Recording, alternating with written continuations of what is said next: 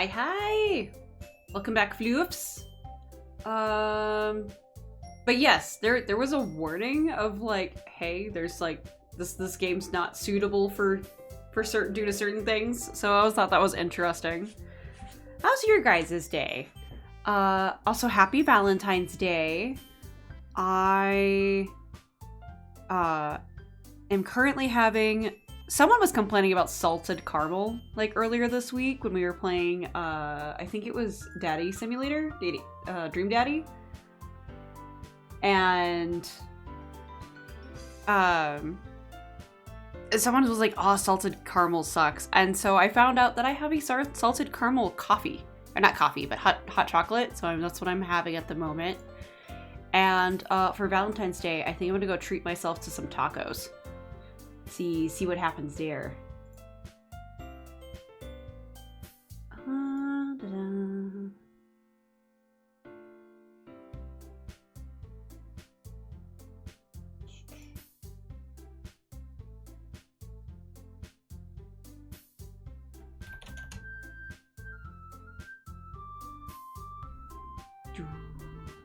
Sorry, I'm just bopping to the music. Self-harm and violence, yeah. But it's supposed to be cute, like, high school girls. I know that Monica, who's this long-haired one, supposed to be crazy, but that's like the extent of my knowledge. No more spoilers, though. This is a fun and innocent game and nothing bad happens. Okay. Got it. Also, hello. Hello, Mike. You haven't talked before, but I've seen you pop in sometimes, I think.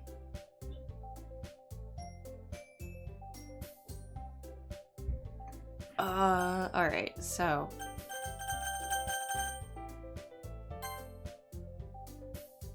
Blue. We're just going with blue. This game also reads off the name of your system's name. Please don't dox yourself. Does it? Hang on. Like, what part of my system?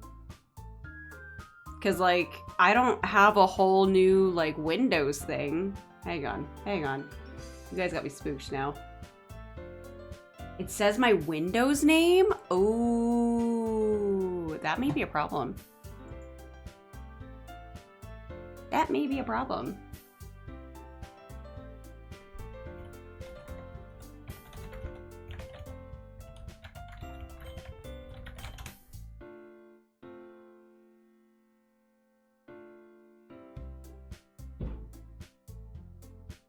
Ooh, that may be a problem. What do you mean internal server error? No. It uses your PC name? Ooh.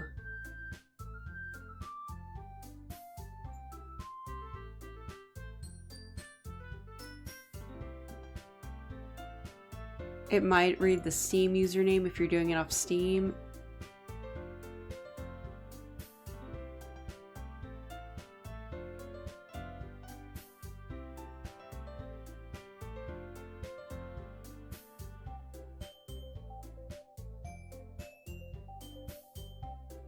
Well, I guess we'll see what happens.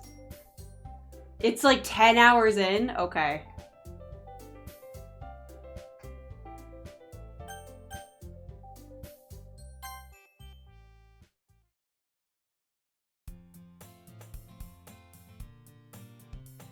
Alright.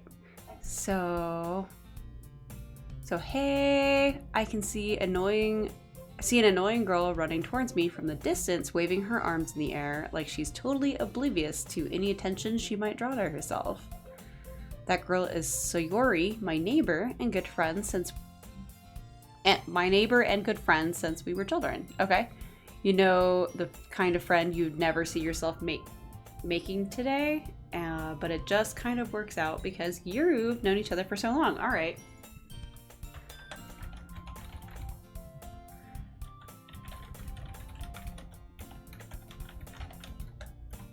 Alright. If I am getting close to that, though, please let me know. We used to walk to school together on days like this, but starting around high school, she would oversleep more and more frequently, and I would get tired of waiting up. But if she's going to chase after me like this, I almost feel better off running away. Okay, I'm like, I know I've seen your name before, Mike.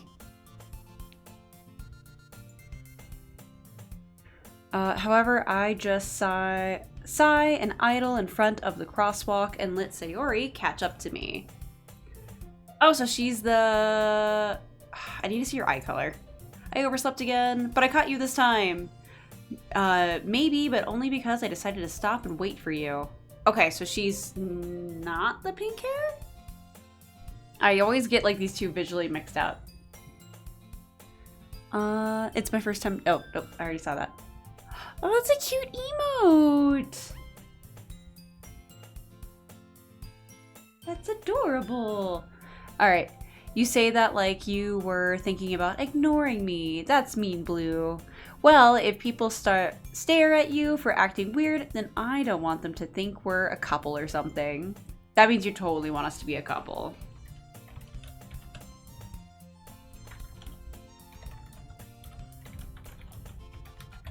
All right. She's so sweet. Good. So fine, but you did wait for me after all. I guess you don't have it in you to be mean to me if you want to. Whatever you say. We cross the street together and make our way to school. As we draw near, the streets become increasingly speckled with other students making their daily commute.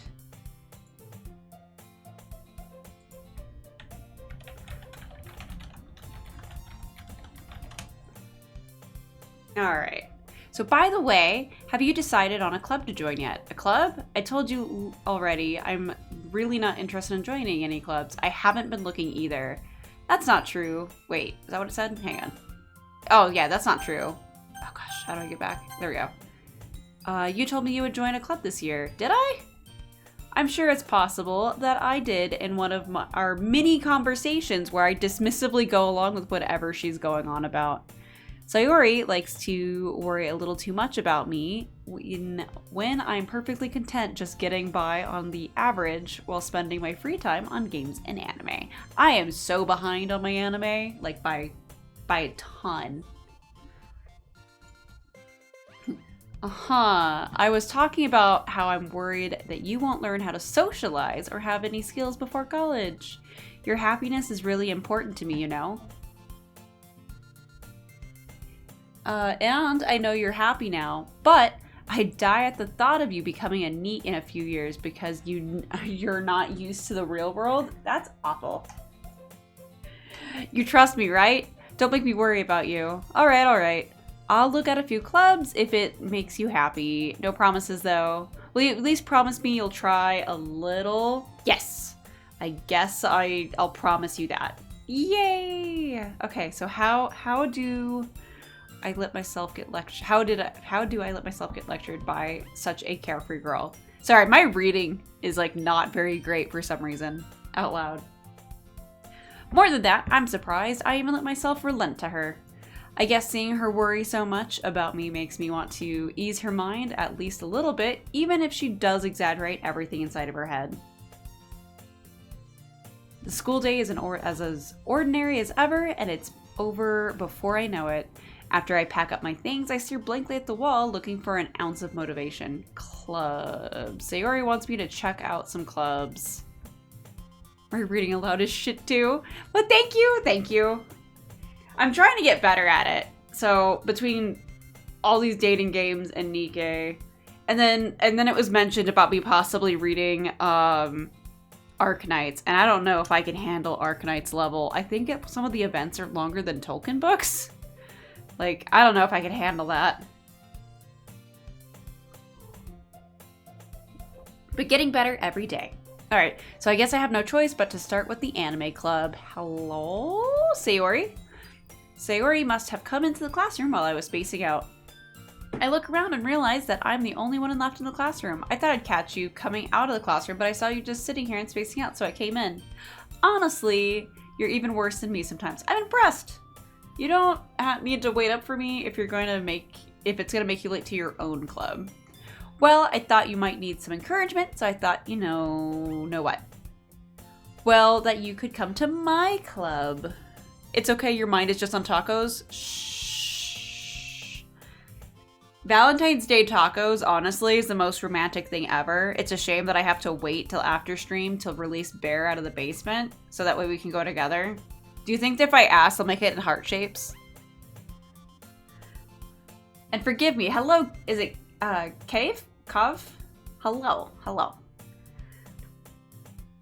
Oh, wait, no. I think they did that once. I think they dyed the tortillas like pink or something one year. And there was like something funky with the dye. Now I have to like, I'll have to go look at that, but I think they did that once. I don't know if it was Taco Bell that did it or somewhere else. You can join my club, Sayori. Yeah? There's no way I'm going to your club. Meanie. Sayori is the vice president of the literature club. Not that I was ever aware that she had any interest in literature. In fact, I'm 99% sure she only did it because she thought it would be fun to help start a new club. Since she was the first one to show interest after the one who proposed the club, she inherited the title vice president. That said, my interest in literature is guaranteed to be even less. Yeah, I'm going to the anime club.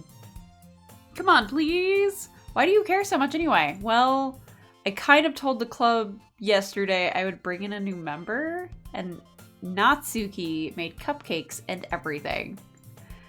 Don't make promises you can't keep. I can't tell if Sayori is really that much of an airhead or if she's so cunning as to have planned all of this out. I let out a long sigh. Fine, I'll stop by for a cupcake, okay? Yay, let's go. I was actually thinking of like literature. I watched, I think it was on the PlayStation State of Play yesterday. I'm not sure because I've never seen the commercial for it before. But I do like myths, lore, and like legends of like in general between video games and like Earth. And I saw one game that was really pretty.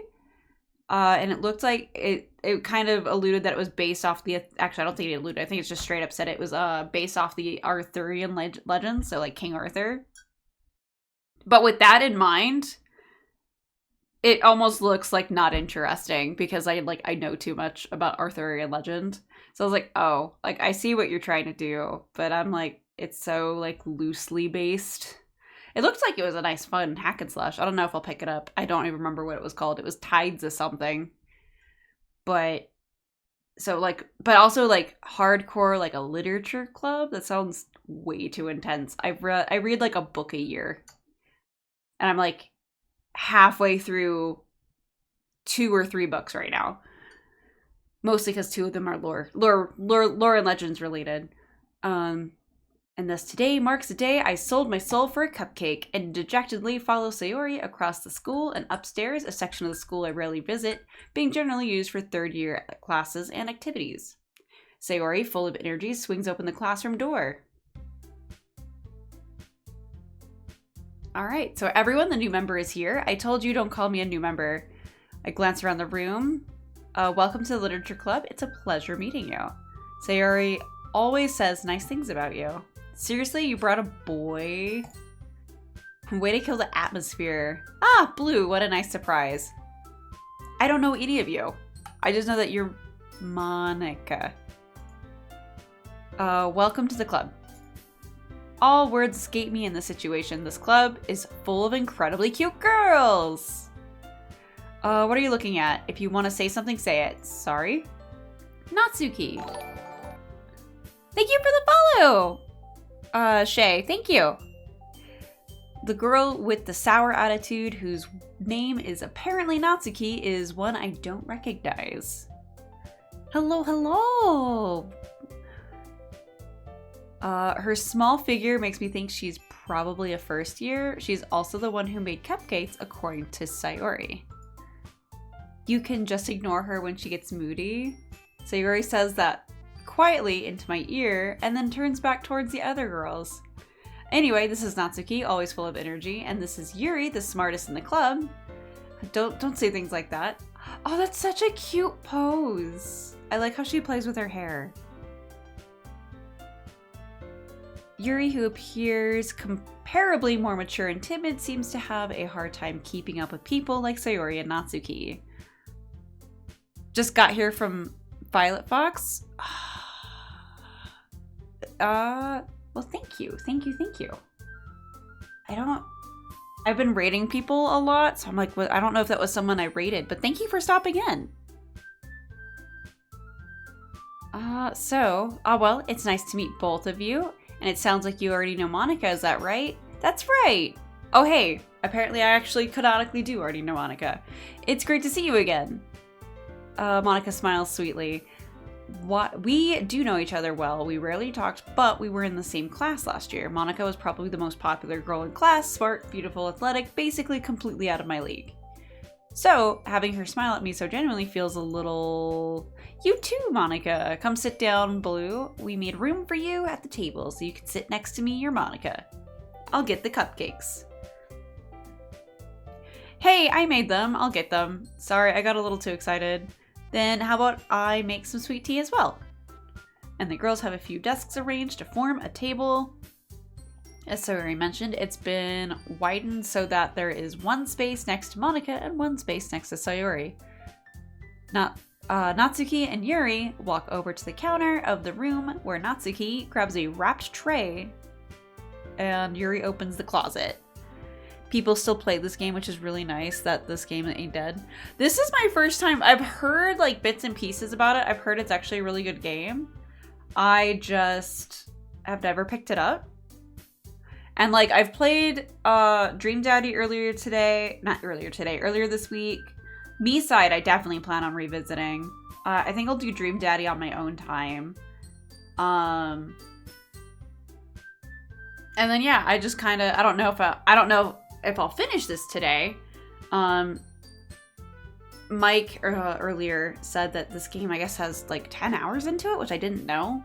So I might not finish it today. So hopefully I'll probably finish this one off screen too. Natsuki and Yuri walk over to the corner of the closet where Natsuki, the tray, and opens the closet. Still feeling awkward, I have a seat next to Sayori. Natsuki proudly marches back onto the table, tray in hand. Okay, are you ready? Ta-da! Natsuki lifts the foil off the tray and reveals a dozen white fluffy cupcakes decorated to look like little cats. I did that once! I did that for work. Game is 6 hours max. Oh, okay. I did that once for work. My office job had a competition for Halloween snacks. And I went and made chocolate cupcakes, and I got black Twizzlers, and I think it was M&Ms and Oreos. And I went and made the Oreos. It was so hard. It was so hard doing this. I made the Oreos into fourths, so that way I could make them into triangles to make ears. And of course, I had like the M&Ms as eyes. And then I used the Twizzlers and had to cut them into down the strips or rivets or whatever, and then made those into whiskers.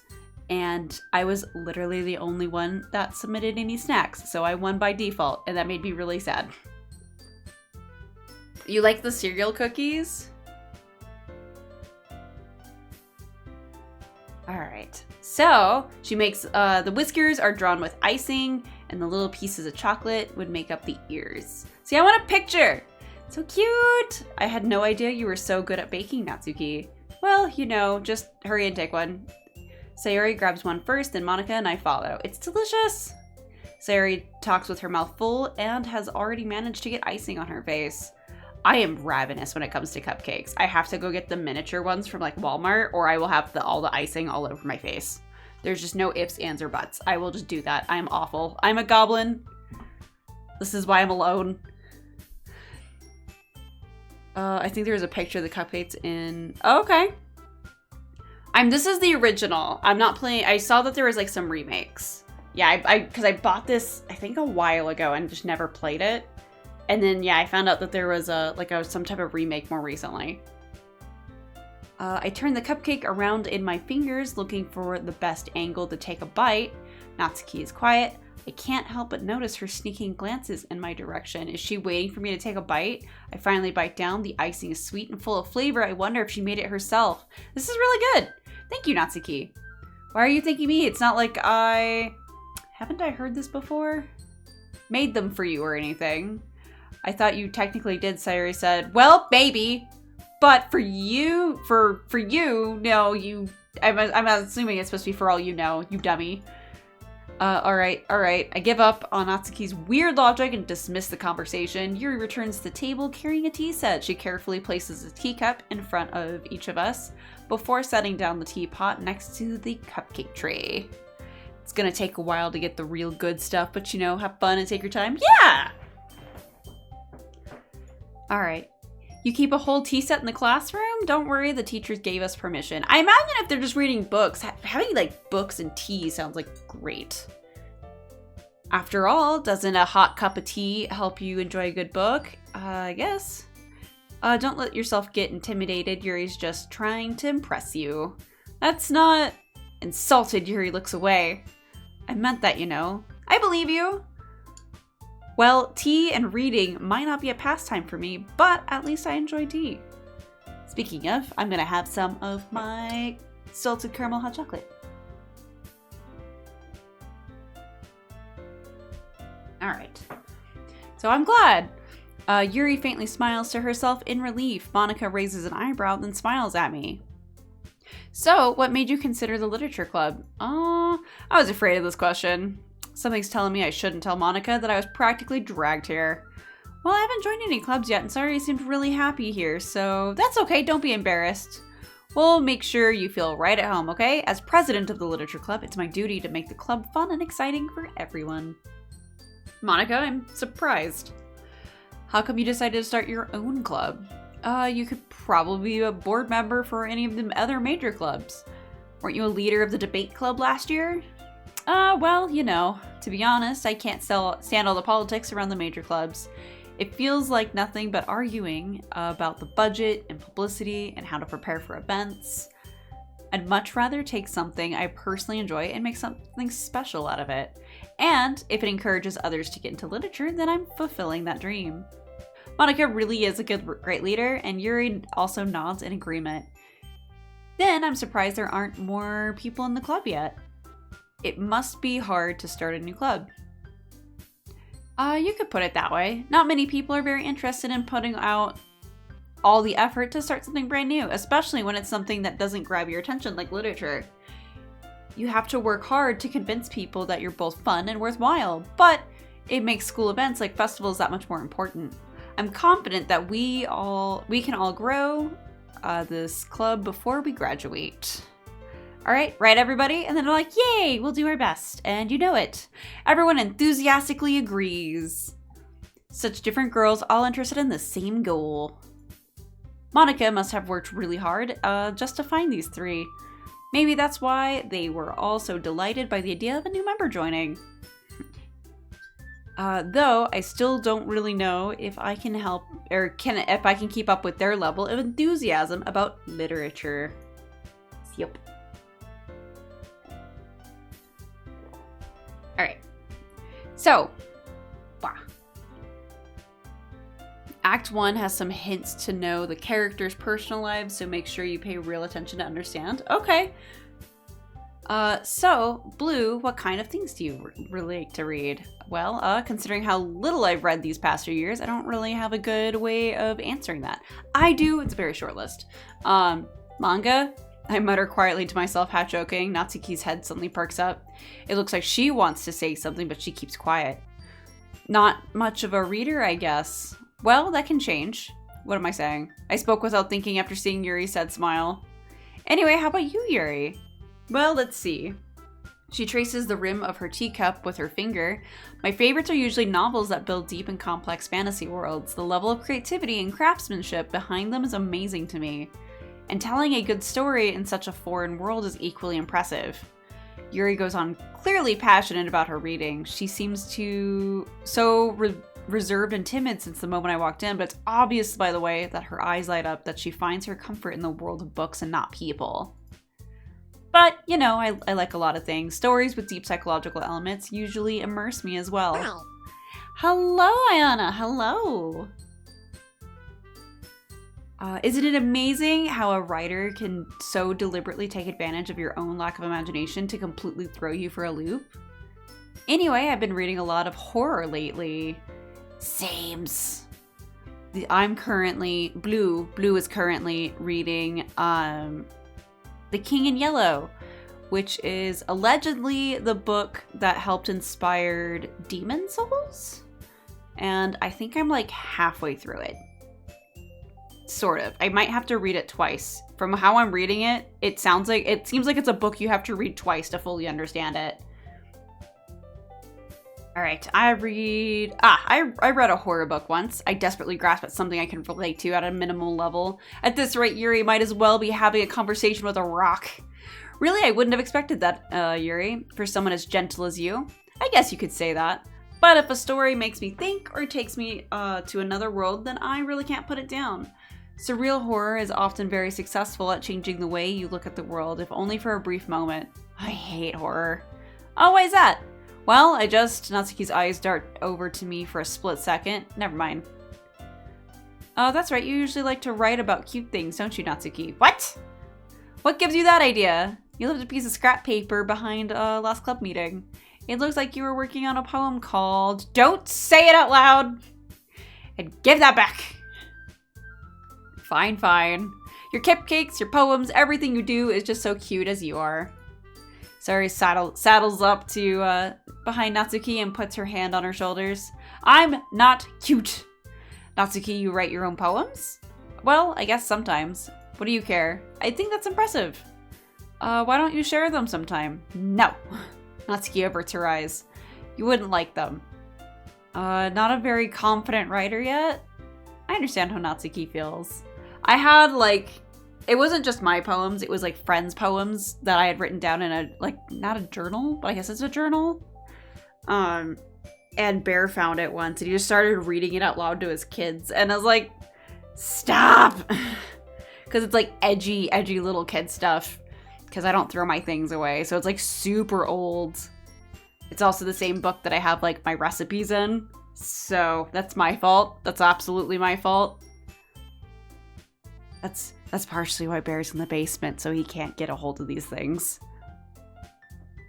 I understand how Natsuki feels. Sharing that level of writing takes more than just confidence. The truest form of writing is writing it to oneself. You must be willing to open up to your readers, exposing your vulnerabilities and showing even the deepest reaches of your heart. Do you have writing experience too, Yuri? Maybe, if you share some of your work, you can set an example and help Natsuki feel comfortable enough to share hers. I guess it's the same for Yuri. I wanted to read everyone's poems. We all sit in silence for a moment. Okay, I have an idea, everyone. Natsuki and Yuri look quizzically at Monika. Let's all go home and write a poem of our own. The next time we meet, we'll all share them with each other. That way everyone is even. Let's do the thing! Plus, now that we have a new member, I think it will help us all get a little more comfortable with each other and strengthen the bond of the club. Isn't that right, Blue? Monika smiles warmly at me once again. Hold on, there's still one problem. What's that? Now that we're back to the original topic of me joining the club, I bluntly come forth with what's been on my mind the entire time. I never said I was joining the club. Sayura may have convinced me to stop by, but I never made any decision. I still have other clubs to look at, and I lose my train of thought. All four girls stare back at me with dejected eyes. But I'm sorry, I thought, Blue, I'm defenseless against them. How am I supposed to make a clear-headed decision when it's like this? That's it. If writing poems is the price I need to pay in order to spend every day with these beautiful girls, right. Okay, I've decided then. I'll join the literature club. Okay. Pretending I don't know what Monika's kind of deal is. Monika obviously comes out the most, best girl. But I really like Yuri, actually. The short-haired ones are too indirect, I guess, is what it feels like. One by one, the girl's eyes light up. Yay, I'm so happy! And then Sayori wraps her arms around me, jumping up and down. Hey, you really did scare me for a moment. If you really just came for the cupcakes, I would be super pissed. I feels that. I understand.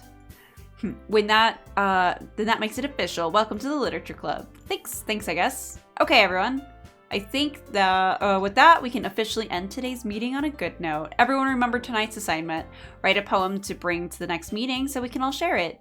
Monica looks over at me once more, and then Blue, I look forward to seeing how you express yourself. Everyone likes Yuri's first glance, so it's not surprising. Really?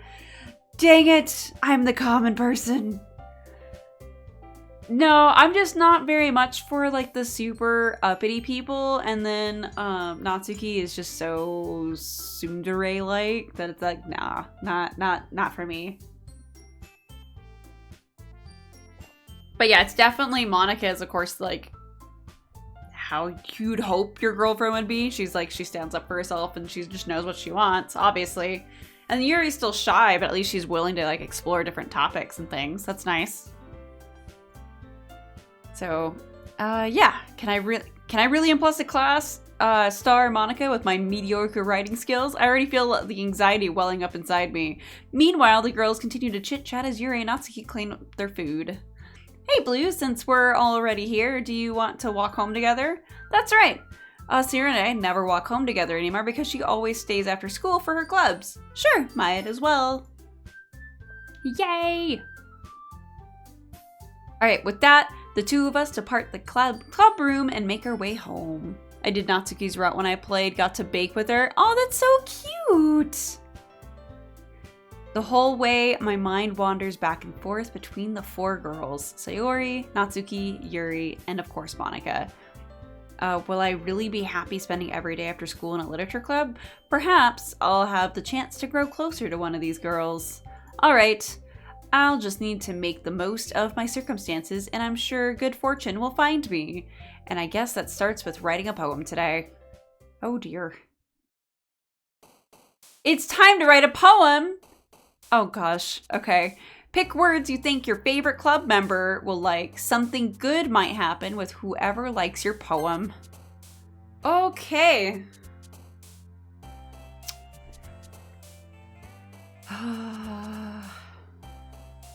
Bruh.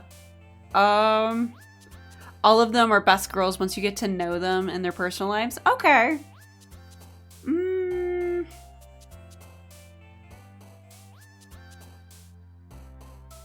So what do I do? Just pick a thing and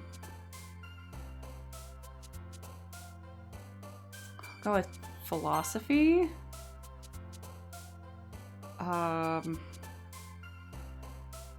Boop. Daydream? Okay, and then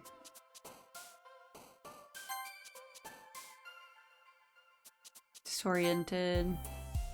I'm just gonna pick out whatever things that I think I would be interested in reading.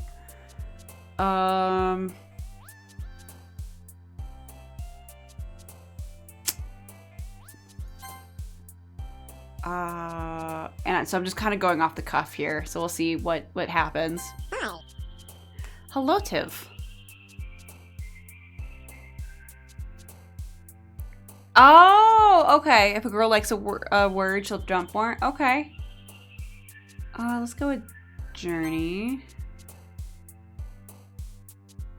Frightening. I do like the horrors. Insight.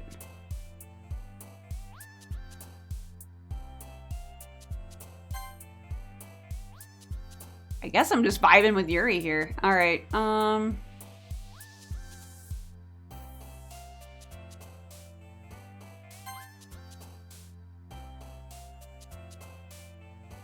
Bunny, I'm required. Okay.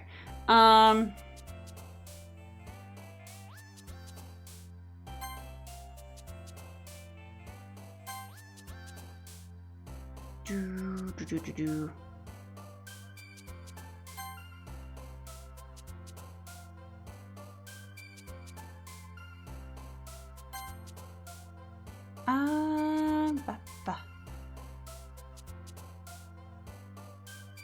I guess dark?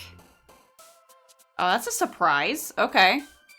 So Yuri is also best grill. All right.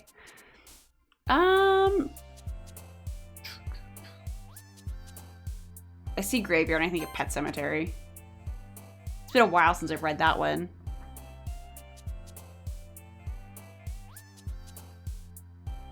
Crimson? Okay. These are such weird... I'm wondering what poem I'm gonna be writing.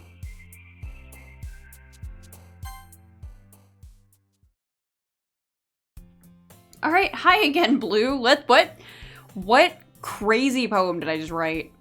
Glad to see you didn't run away on us. Now don't worry, this might be a little strange for me, but I at least keep my word. Well, I'm back at the literature club. I was the last to come in, so everyone else is already hanging out. Thank you for keeping your promise. You're just writing words, not the actual poem. Oh! Okay. I hope this isn't too overwhelming of a commitment for you. Natsuki, goodbye. Okay, hi, Pie God. I guess bye, Pie God. I hope this isn't too overwhelming of a commitment for you, making you dive headfirst into literature when you're not accustomed to it. Oh, come on, like, he deserves any slack. Satori told me you didn't want to join any of the clubs this year. And last year too. I don't know if you plan to just come here and hang out or what, but if you don't take us seriously, then you won't see the end of it. Natsuki, you certainly have a big mouth for someone who keeps her manga collection in the club room. Natsuki finds herself stuck between saying Monica and manga. Manga is literature. Swiftly defeated, Natsuki plops back into her seat. Ah, I bought it. Woo! Hello, air horn. I went and bought, I think some more manga, and I never read it. I think it's still in my shopping bag. I am so bad. I'm so bad about it. Because it was another Masterful Cat book, and I don't think I've looked at it yet. Don't worry, guys. Blue always gives it her best, as long as she's having fun. She helps me with the busy work without me even asking, like cooking, cleaning my room. How dependable! Sayori, that's because your room is so messy, it's distracting, and you almost set your house on fire once. Is that so? You two are really good friends, aren't you? I might be a little jealous. How come you and Blue can become good friends too? Sayori, what? As usual, Sayori seems oblivious to the weird situation she just put me into. Oh, Yuri even brought you something today, you know? Wait, Sayori, me? Not really. Don't be shy. It's really nothing. What is it? Never mind. Never mind. Sayori made it sound like a big deal when it's really not. What do I do? I'm sorry, I wasn't thinking. I guess that means it's up to me to rescue the situation. Hey, don't worry about it. First of all, I wasn't expecting anything in the first place, so any nice gesture from you is a pleasant surprise. It'll make me happy no matter what. Is that so? Yeah, I won't make it a big deal if you don't want it to be. All right. Well, here. Yuri reaches into her bag and pulls out a book. I didn't want you to feel left out, so I picked out a book that I thought you might enjoy. It's a short read, so it should keep your attention even if you don't usually read. And we could, discuss it if you wanted. How is this girl accidentally being so cute? She even picked out a book she thinks I'll like despite me not reading much. Yuri, thank you. I'll definitely read it. I enthusiastically take the book. Well, you can read it at your own pace. I look forward to hearing what you think. Now that everyone's settled in, I expected Monica to kick off the scheduled activities for the club, but that doesn't seem to be the case. Sayori and Monica are having a cheery conversation in the corner. Yuri's face is already buried in a book. I can't help but notice her intense expression, like she was waiting for this chance. Meanwhile, Natsuki is rummaging around in the closet. Alright, so I'm really curious to talk to Yuri a little bit more, but at the same time, I would feel bad for distracting her from reading. I catch a glimpse of the cover. It looks like the same book that she lent to me. More than that, she seems to be on the first few pages. Crap. I think she noticed me looking at her. She sneaks another glance at me, and our eyes meet for a split second. But that only makes her hide her face deeper in the book. Sorry. I was just spacing out. I muttered this, sensing I made her uncomfortable. Oh, it's fine. If I was focused, then I probably wouldn't have noticed in the first place. But I'm just rereading a bit of this, so that's the book you gave to me, right? Yes. I wanted to reread some of it. Not for any particular reason, just curious. How come you have two copies of the same book? Well, when I stopped at the bookstore yesterday... I am someone who is also guilty of having multiple copies of the same book. That's not what I meant. I mean, just happened to buy 2 of them. I see. There's something fairly obvious here that Yuri isn't telling me, but I decided to let it go. I'll definitely start reading it soon. I'm glad to hear. Once it starts to pick up, you might have a hard time putting it down. It's a very engaging and relatable story. Is that so? What's it about anyway? Well, Yuri closes the book and scans her eyes over the back. The book is titled Portrait of Markov. There is an ominous-looking eye symbol on the front of the cover. Alright. I just wanted to make sure I don't accidentally give anything away. Basically, it's about this girl in high school who moves in with her long-lost younger sister. But as soon as she does, her life gets really strange. She gets targeted by these people who escaped from a human experiment prison. And then, while her life is in danger, she needs to desperately choose who to trust. No matter what she does, she ends up destroying most of her relationships, and her life starts to fall apart. That's kind of dark, isn't it? Yuri made it sound like it was going to be a nice story, so the dark turn came out of nowhere. That's supposed to be a short read? That sounds like that's not a short read. My King of Yellow book is like 100 pages. That is a short read. So the fact that I'm only halfway through it is like self-shame. Yuri gently giggles all of a sudden. Are you not a fan of that sort of thing, Blue? No, it's not that. I mean, I can definitely enjoy those kind of stories, just so don't worry.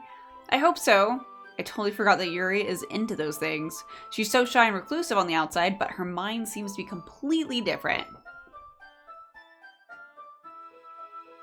I just realized, I was like, oh, my mouse is so tiny for you guys. It's just those kind of stories. They challenge you to look at life from a strange new perspective.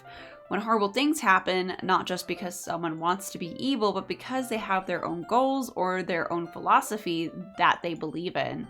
Then suddenly, when you thought you related to the protagonist, they're made out to be the naive one for letting their one-sided morals interfere with the villain's plans. I'm rambling, aren't I? Not again. I'm so sorry. Hey, don't apologize. I haven't lost interest or anything. Well, I guess it's alright then. But I feel like I should let you know that I have this problem. When I let things like books and writings fill my thoughts, I kind of forget to pay attention to other people. So I'm sorry if I end up saying something strange. Hi. And please... Hello, Puddle. Hello. Hi. After you finish King of Yellow, you should play Sucker for Love First Date, and it does? That was in my Discord to be voted on. I didn't know that Sucker for Love has that. Cool. That'll be super neat then. Maybe I'll lend my book over to Bear so that way he can read it too. I've never read the book, but I love the play in the game. Okay. Yeah, so the King of Yellow, as I said, it's I don't know if it's confirmed or it's just a rumor that Demon Souls is based on it a little bit, but the King of Yellow is like a really like meta like game or like book where it references the book within the book. So, and I believe the King of Yellow is supposed to be like a performance or a play within its book. And it's like almost got like a cult-like following to it. It's very strange. Which is why like I'm under the impression that I need to read it twice to fully understand the story. Because it keeps alluding to things. And it's like, because it's, what is it, an anthology? Where it's like multiple stories. But they're all tied to this King of Yellow book play. So it's really interesting. So yeah, I will definitely have to, I have Sucker for Love. So that was on my people to vote on for me to play, and it didn't get too many votes. So I will definitely have to check that out. Please stop me if I'm talking too much. I really don't think you need to worry. That just means you're passionate about reading. The least I can do is listen. It's a literature club after all. That's true. In fact, I might as well get started reading it, right? You don't have to. What are you saying? Just a moment ago, you said you were looking forward to it. Let me just get the book. I quickly retrieved the book that I had put into my bag. All right, it's fine if I sit here, right? I slip into the seat next to Yuri. Yeah.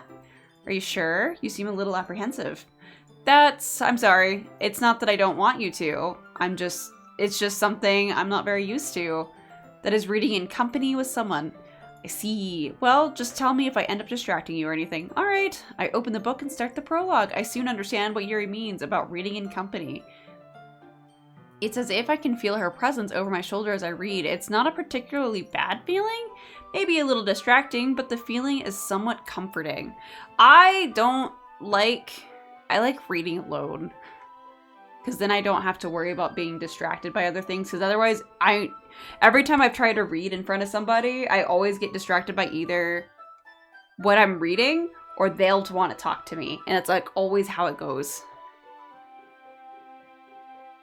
Yuri is in the corner of my eye. And also like reading together seems like something is like it. I'd feel slow. I'd feel slow if I was reading. Is it one of the Homestruck books? I don't think so. The King of Yellow was written in like I think it was like 1865. I think was when The King of Yellow was written. It's very old. I had to Google what a lawnmower in the 1800s looked like because I didn't know they had lawnmowers then. And it's like something that's discussed briefly in the book as like a descriptor. And I was like, I don't know what an 1800 lawnmower is. But it's like one of those things that I forget that like electricity and stuff like existed after, like before the 1900s. I realize that she's not actually looking at her own book. I glance over. It looks like she's reading from my book instead. Sorry, I was just... Yuri, you really apologize, don't you? I do. I don't really mean to. Sorry. I mean... Here, this should work, right? I slide my desk until it's up against Yuri's and I hold my book more between the two of them. I suppose so. Yuri timidly closes her own copy. Once we each lean in a bit, our shoulders are almost touching. It feels like my left arm is in the way, so instead I use my right hand to open the... See, this is like too distracting for me. I couldn't do this. Oh! You're making a joke. Okay. Isn't Homestruck the thing with like the orange horns? And like the black hair people? I don't know. Like that's the only descriptor I can remember. I know it was like super popular when I was younger. Is generally viewed as trashy, a guilty pleasure of yours. Oh, okay. I know it was really popular. Kind of in the same way that Has Been Hotel and Hell of a Boss are popular right now. It has that same vibe to it, it feels like. Oh, it's not struck, it's stuck. I'm sorry. Homestuck. But okay. But yeah, it has that same, like, it's super popular vibe, and I just always missed the bus. I never really, I thankfully avoided the fandom. Nice, I guess. I wanted to like Has Been, but the musical. Oh, it's a musical. I had no idea. Okay. I don't mind Broadway shows. But yeah, that would definitely throw me off. Alright, I feel like my left arm is in the way. Instead, I use my right hand to open the book. I guess this makes it kind of difficult to turn the page. Here! Yuri takes her left arm and holds the left side of the book between her thumb and forefinger. Ah, okay. I do the same with my right arm on the right side of the book. That way I turn the page and Yuri slides it under her thumb after I flip it to her side. But in holding it like this, we're huddling even closer together than before. It's actually kind of distracting me. It's as if I can feel the warmth of Yuri's face and she's in the corner of my vision. Are you ready? What? To turn the page. Sorry. I think I got distracted for a second. I glance over at Yuri's face and our eyes meet. I don't know how I'll be able to keep up with her. That's okay. You're not as used to reading, right? I don't mind being patient if it takes you a little longer. And that's why I'm like, I can't read with somebody else because like, I have to reread stuff a couple of times. Like, I'm not as proficient as I used to be. I used to be a really voracious reader. But I don't read anything like much anymore. a lot. Like before, my eyes were always just so tired, so I never wanted to look at anything. It's so cute. I love that. Yeah. How her eyes are just kind of glancing over at you. It's probably the least I can do since you've been so patient with me. Yeah, thank you. We continue reading. Yuri no longer asks me if I'm ready to turn the page. Instead, I just assume that she finishes the page before me, so I turn it by my own volition. No! You're not that fast of a reader. You're gonna miss out. We continue the first chapter in silence. Even so, turning each page almost feels like an intimate exchange. My thumb gently letting go of the page, letting it flutter over to her side as she catches it under her own thumb. Hey, Yuri. This might be a silly thought, but the main character kind of reminds me of you a little bit. You think so? How does she? Well, I guess she's more blunt in a lot of ways, but she also second guesses all the things that she says and does. Like she's afraid she'll do something wrong. It's not like I can see into your head or anything. Hi, Puddle. Hello. But they're kind of reminiscent of some of your mannerisms. I see. Yuri remains silent for a moment. Blue, that's probably a terrible thing to have in common with her. That's so embarrassing that you would think that. Wait, what? I didn't mean it in a bad way. Sorry, I really didn't know you were self-conscious about that sort of thing. I've known this lady for like 24 hours. Why am I jumping to these conclusions about her?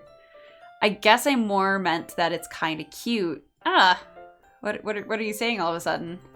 Okay, everybody. I think it's about time we shared today's poems with each other. We might not have enough time if we wait too long. Yuri exhales, spared from finishing her thought. Is that all right, Yuri? You look kind of down. I'm sorry if you haven't been looking forward to this. It's not. It's fine. Yuri releases her hand from the book, causing it to close on top of my thumb. Alright, I guess I'll do the same some more reading tonight. Or would you prefer I only read it with you?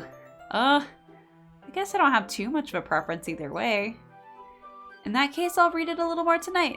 It'll be more fun to read with you after it picks up up a bit, you know? That's a good reasoning. In that case, feel free to finish the first 2 chapters on your own time. Alright. I stand up, I make a mental note of where I left off in the book, and then slip it back into my bag. I have to have bookmarks. I can't do that. Stop sparring. What? Wait, what?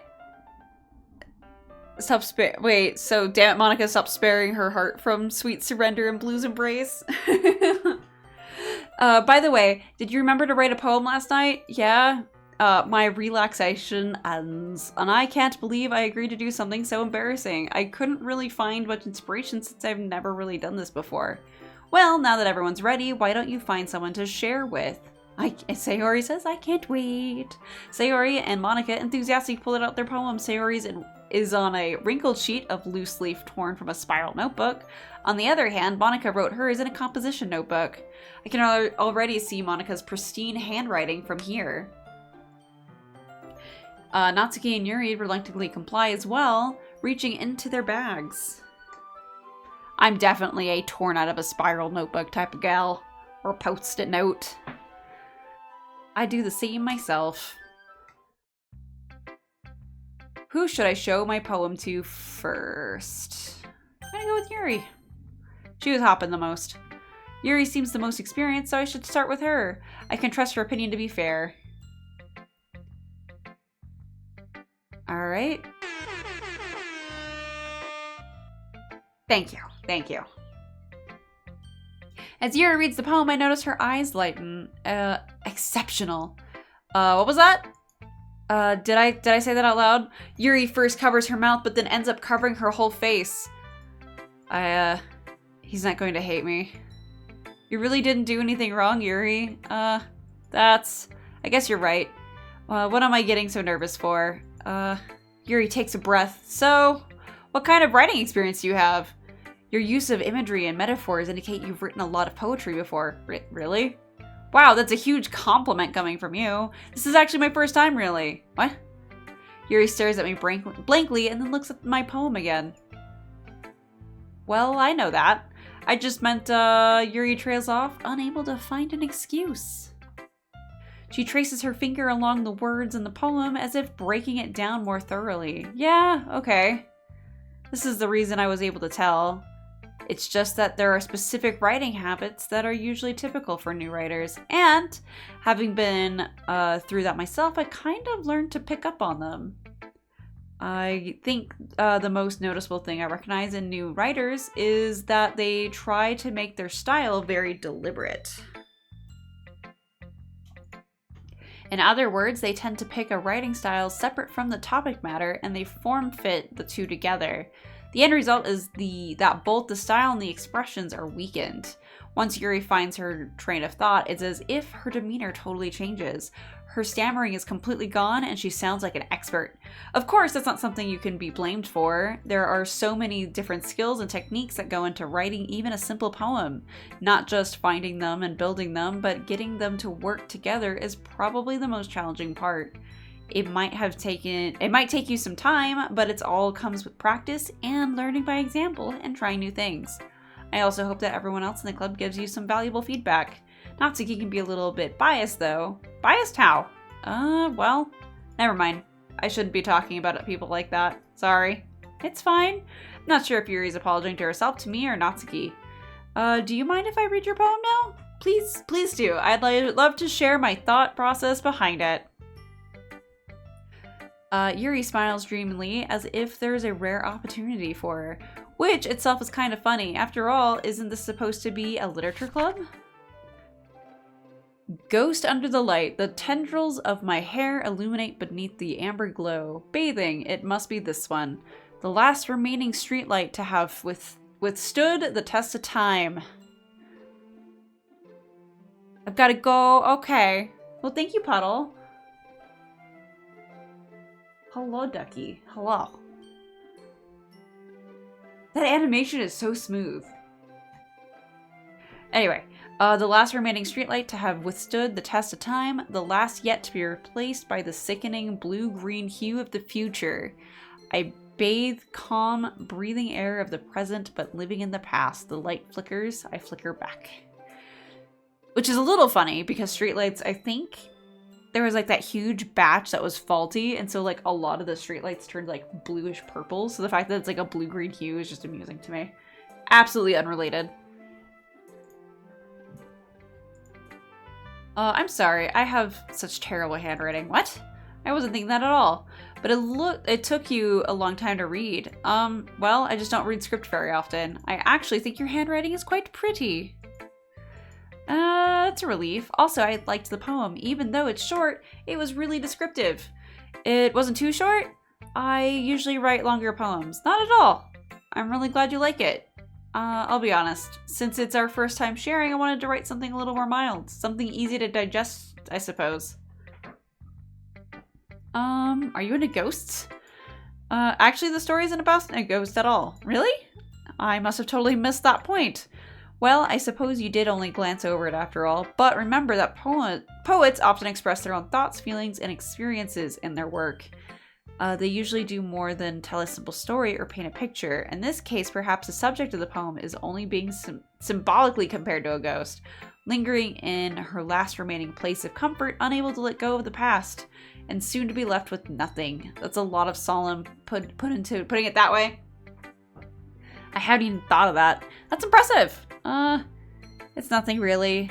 Yours was impressive too, so nah. If anything, I could probably learn a thing or two from you. You think so? Yeah, of course. You know, I was really nervous about doing all this, but in the end, I enjoyed it. I'm going to keep doing my best for you, Blue. So, me too. I will do my best for me too. Okay, she said Natsuki, so we'll go to her first. Or next. Blue, if you're not going to take this club seriously, then go home. What? Harsh? What do you expect me to believe? That you actually put effort into this? Do you think I'm stupid? I'm not a writer. Maybe it's not very good, but yeah, I did put in effort. We all start somewhere, right? If you're still proud of the first poem you ever wrote, then I'd like to read it. Painful to think about? Fine. Well, sorry. You'll get better anyway. I'd tell you what to improve on, but you're better off just trying again. Fair enough. Well, to each of their own, I guess. Anyway, I guess I gotta share mine now. Knowing you, you'll probably think it's stupid. Eagles can fly, monkeys can climb, crickets can leap. Horses can race, owls can seek, cheetahs can run, eagles can fly. People can try, but that's about it. Okay. Can I? Okay. Yeah? I told you that you weren't gonna like it. I like it. What? Just be honest, I am. Why are you so convinced that I wouldn't like it? Well, because everyone in high school thinks that writing has to be all sophisticated and stuff. So, people don't even take my writing seriously.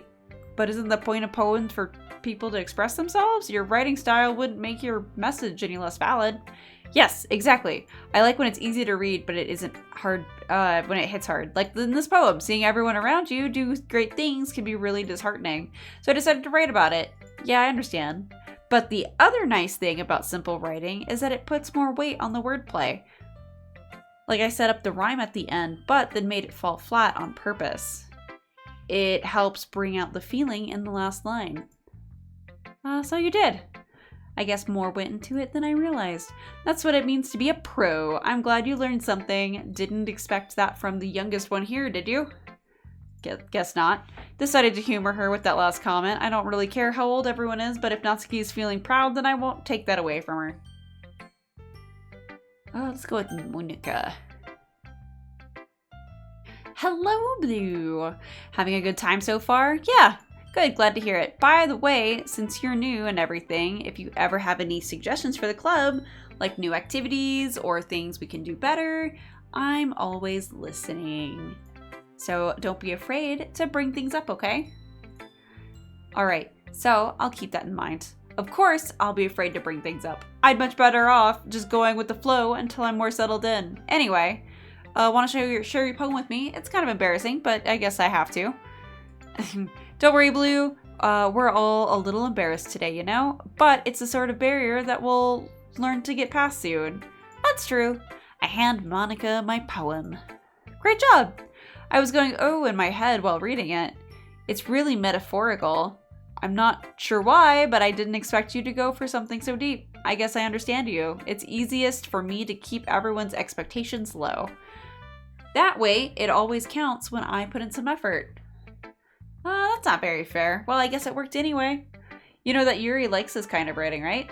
Writing that's full of imagery and symbolism, unlike Sayori, who likes using simple and direct words to describe happiness and sadness. Yuri likes it when readers are left to derive their own meaning out of it. It's very challenging to write like that effectively, both allowing people to get something out of it just by feel, or letting them deeply analyze all the nuances. It can take years of practice, which I'm assuming Yuri has at this point. Oh no, I double-clicked. It can take years of practice, which I'm assuming has, and I never really asked though. I'm sure I'm nowhere near her level. Don't worry so much about it. You do your thing. Just keep exploring and learning by trying new things. I'm sure I'll end up trying different things a lot. It could help a while before I keep comfortable doing this. That's okay. I'd love to see you try new things. That's the best way to find the kind of style that suits you. Everyone else might be a little biased towards their own kinds of styles, but I'll always help you find what suits you the most. So don't force yourself to write the way everyone else wants you to write.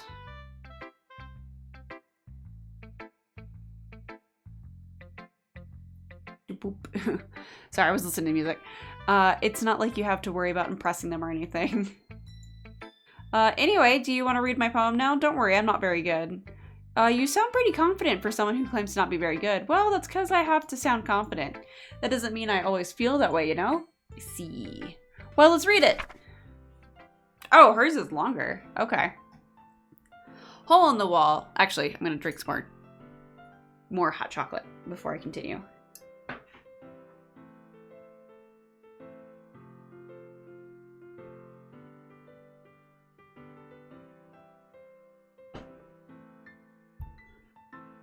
Hole in the wall. Reading script is a little bit weird, even though it's like not hard. It couldn't have been me. See the direction the sparkle protrudes? A nosy neighbor, an angry boyfriend? I'll never know. I wasn't home. I peer inside for a clue. No, I can't see. I feel blind. I reel blind, like a film left out in the sun. But it's too late. My retinas, always scorched with a permanent copy of the meaningless image. It's just a little hole. It wasn't so bright. It was too deep. Stretching forever into everything. A hole of infinite choices. I realize now that I wasn't looking in, I was looking out. And he on the other side was looking in. These are like supposed to be deep, and I'm like, my brain is not. The brain cells are not enough. I'm sure it's foreshadowing. I'm sure all of these are, and I'm just not that smart. So what do you think? It's very freeform. It's, if that's what you call it. Sorry, I'm not really the right person to ask for feedback. It's okay. That kind of style has gotten pretty popular nowadays. That is, a lot of poems have been putting emphasis on the timing between words and lines. When performed out loud, it can be really powerful. What was the inspiration behind this one? Well, I'm not sure if I know how to put it. I guess you could say that I had some kind of epiphany recently. It's been influencing my poems a bit. An epiphany? Yeah, something like that. I'm kind of nervous to talk about deep stuff like that because it's kind of coming on strongly. Maybe after everyone is better friends with each other. Anyway, here's Monica's writing tip of the day. Sometimes when you're writing a poem or a story, your brain gets too fixated on a specific point. If you try so hard to make it perfect, then you'll never make any progress. Just force yourself to get something down on the paper and tidy it up later. Anyway, another way to think about it is this. If you keep your pen on the same point for too long, you'll get a dark puddle of ink. So just move your hand and go with the flow. That's my advice for today. Thanks for listening. All right. So I guess my poem's gonna make Sayori not happy. This is a good poem, Blue. Are you sure it's your first time? Of course. It's not that good. Am I the kind of guy who would be writing poems in his spare time? I guess you're right. But that's why I'm impressed. Well, to be honest, I was afraid that you wouldn't do it seriously, or that you couldn't write one at all. I'm really happy just that you wrote one. It just reminds me of how you're really a part of the club now. Not to mention the fact that I'm standing in front of you in the club room. Well, of course, I'm not really into it yet, but that doesn't mean I'll break my promise. See? It's just like I said before, Blue. Deep down, you're not selfish at all, you know? Trying new things like this for other people. That's something that only real good people do. Thanks, Sayori. I'm not sure if Sayori sees the full picture of my motive here. Then again, I can't deny that she's part of the reason I joined, knowing how much this means to her and all. Yeah, and I'm gonna make sure you have lots of fun here. That will be my way of thanking you. All right, I'm going to hold you to that then. Yay! Now you'll read my poem too, right? Don't worry, I'm really bad at this. We'll see about that. Dear sunshine, the way you glow through my blinds in the morning, it makes me feel like you missed me, kissing my forehead to help me out of bed, making me rub the sleepy from my eyes. Are you asking me to come out and play? Are you trusting me to wish away a rainy day? I look above, the sky is blue. It's a secret, but I trust you too. If it wasn't for you, I could sleep forever, but I'm not mad. I want breakfast. That ended in a way I was not expecting. Okay. If I break her heart, I will, yay, no? What? I'm not going to intentionally break anyone's hearts. Sayori, this is just a guess, but did you wait until this morning to write this? No? Just a little bit? You can't answer just a little bit to say yes or no question. I forgot to do it last night. Well, at least that makes me feel a little better about myself. Don't be mean. I still tried my best. I didn't mean to say that it was a bad poem. It came out nice, or how should I put it? It sounds just like you. Really? Yeah, especially that last line. I made eggs and toast. Even though you were late to school, it's bad to skip breakfast. I get all cranky. Well, I guess there's no point in arguing. Anyway, thanks for showing me. This was so much fun. Monica's the best. Yeah, but next time I won't forget, and I'm gonna write the best poem ever. Well, I guess I look forward to it.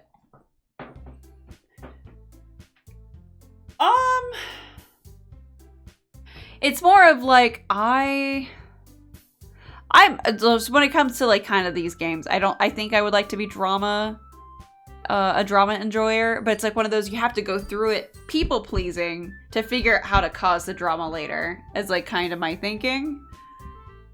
And I don't think I'm playing these games long enough to get to that second part where it's the drama and chaos.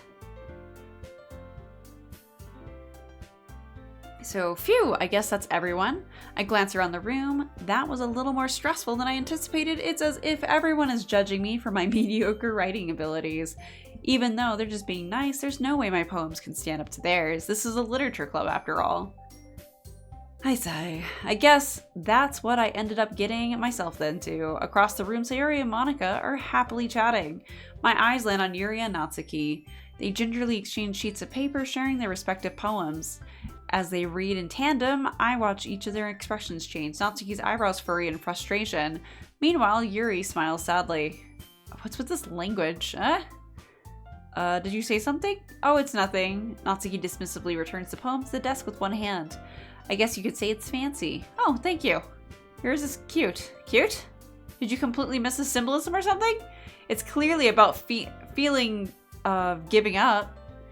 How can that be cute? I know that.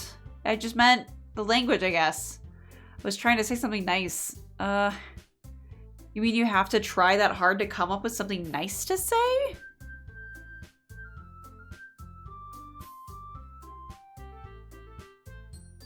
No, we're not gonna have fun on the second playthrough. You're gonna be Sag? No, no Sag.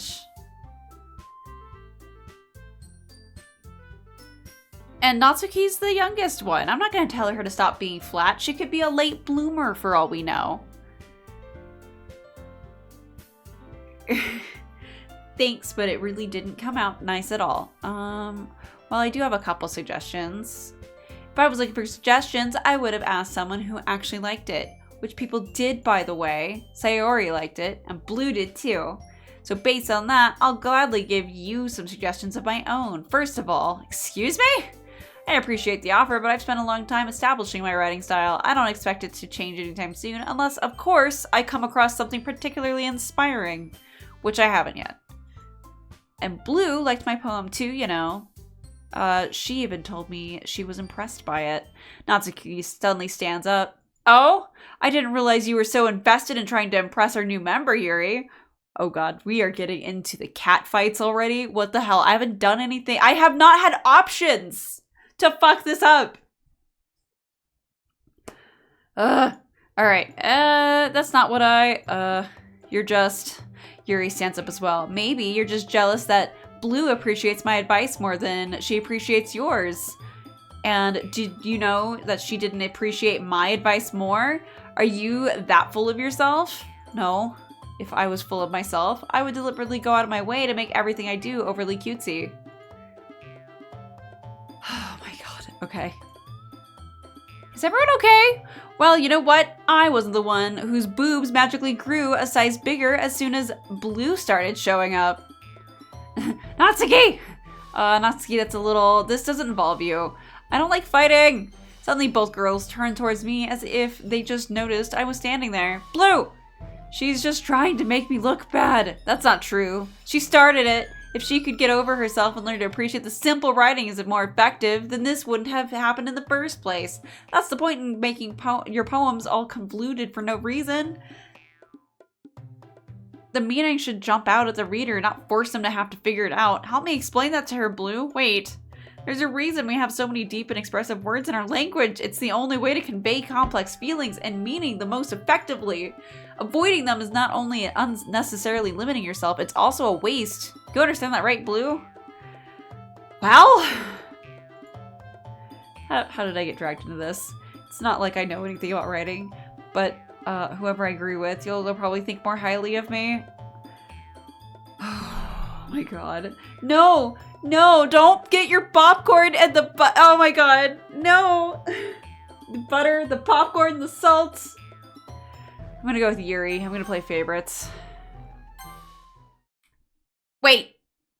Natsuki, you're right that I liked your poem. See? Wait! That's not an excuse for you to be so mean. You shouldn't pick a fight just because someone's opinion is different. That's not what happened. Yuri wouldn't even take my poem seriously. I understand. Yuri, you're a seriously talented writer. It's no secret that I was impressed. Well, but here's the thing. No matter how simple or refined someone's writing style is, they're still putting feelings into it, and it becomes something really personal. That's why Natsuki felt threatened when you said her poem was cute. You guys and all of your drinks, your sippies. What do you mean, simp? I can't, I'm sure it's not good if you, this is my first week playing dating games, but I have to assume it's not good to spread out, like, affection points evenly throughout people. So I just assume you need to, like, pick somebody. So I'm gonna pick Yuri. Just because. I don't know. Call me a simp. Call me biased. Whatever. God. Alright. I see. I didn't notice that. I'm sorry. But Natsuki, you took it way too far. Yuri means well, and if you just told her how you felt, then this wouldn't have happened in the first place. Are you kidding? That's exactly what I did. It was her that Natsuki. I think that's enough. You both said some things that you didn't mean. Yuri apologized. Don't you think you should too? Natsuki clenches her fist. In the end, nobody has taken her side. She's trapped at this point, being defiant only because she can't handle the pressure. I end up even feeling bad for her. Sometimes when I'm hurt, it helps to take a walk and clear my head. Sayori, she doesn't need to. You know what? I'm gonna do that. It'll spare me from having to look at all your faces right now. Without warning, Natsuki snatches her own poem up from the desk and storms out. On her way out, she crumples up the poem with her hands and tosses it into the trash. Natsuki, she really didn't need to do that. I look across the room. Yuri has her chin buried in her hands while she stares down at her desk. I gingerly approach her and sit in the adjacent desk. Everything all right? I'm so embarrassed. I can't believe I acted like that. You probably hate me now. No! How could anyone not have gotten flustered after being treated like that? You handled it as well as anyone could. I don't think any less of you. Well, alright, I believe you. Thank you, Blue. You're too kind. I'm thankful to have you as part of this club now. It's nothing, even though I am literally the root cause of all these problems. One more thing. That one thing that Natsuki said about, I would never do anything so shameful. So, what thing did she say? Well, never mind that. I'm going to make some tea. Good idea. Make it up for more than one person, okay? Yeah. Okay, everybody, it's just about time for us to leave. How did you all feel about sharing a poem? It was a lot of fun. I'd say it was worth it, and it was alright mostly. And then Blue, how about you? Yeah, I'd feel the same. It was a neat thing to talk about with everybody. Awesome. In that case, we'll do the same thing tomorrow, and maybe you learned something from your friends too. So your poems will turn out even better. I think to myself, I did learn a little more about the kinds of poems everyone likes. With any luck, that means I can at least do a better job impressing those I want to impress. How soon does the thing happen? Not soon enough. What? What? What? I nod to myself with newfound determination. Blue, ready to walk home? Sure, let's go. Sayori beams to me. It truly has been a while since Sayori and I have spent this much time together. I can't really say I'm not enjoying it either. Alright, Sayori, about what happened earlier. What do you mean? Between Yuri and Natsuki. Does that kind of thing happen often? No. That's really the first time I've seen them fight like that. I promise they're both wonderful people. You don't hate them, do you? No, I don't hate them. I just wanted your opinion, that's all. I can see why they'd make good friends with you. Phew. Blue, it's nice that I get to spend time with you in the club. But I think seeing you get along with everyone is what makes me the happiest. And I think everyone really likes you too. Every day is going to be so much fun. It looks like Sayori still hasn't caught on to the kind of situation I'm in. Sure, being friends with everyone is nice, but does it really need to stop there? We'll just have to see what the future holds, Sayori. I pat Sayori on the shoulder. I said, that more to myself than to her, but it's as easy to use Sayori as an internal monologue sometimes. Rude. Rude. Nothing happens. These are not the droids you were looking for. I wish I could move my hand on my model. I think if I went 3D, I think my computer would explode. Okay, yeah, let's do this. All right. Oh, so are we doing this like every night? Okay.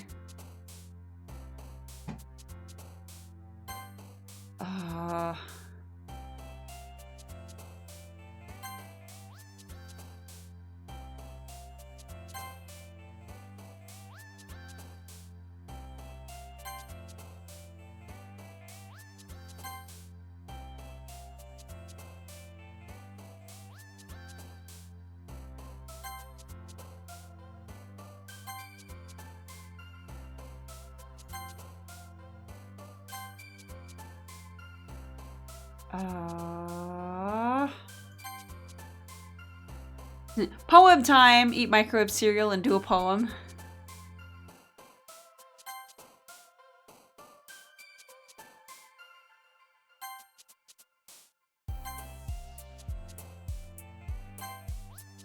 I'm just kind of like clicking things now. I don't know when it's all gonna go to. I'm trying to get Yuri like a little bit, but it sounds like I'm getting like weird reactions the other two.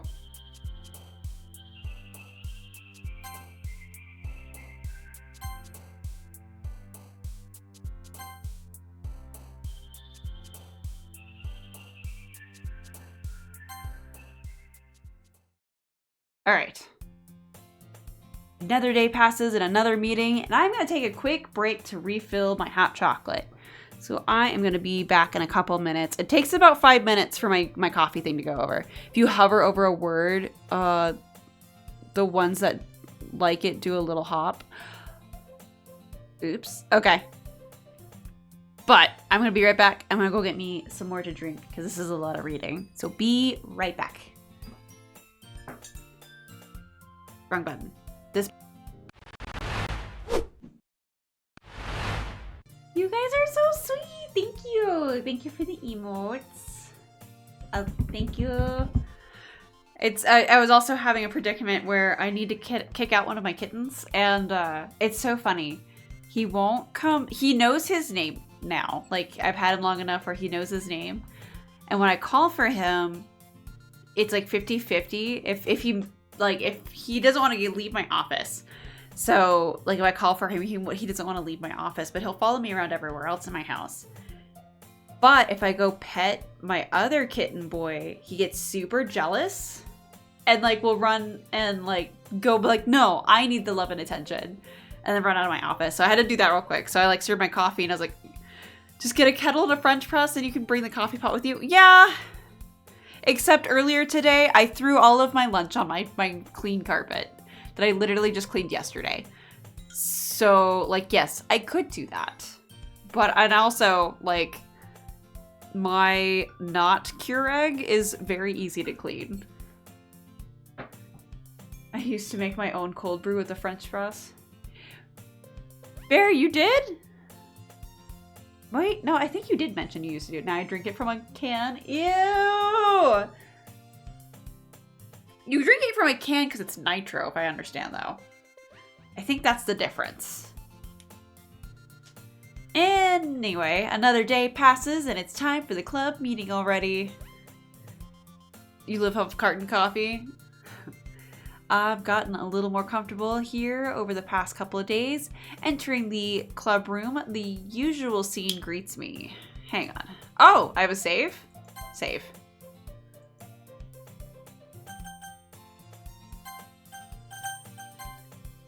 Hi Blue.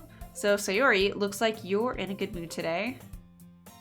I'm just still not used to you being in the club, that's all. I see.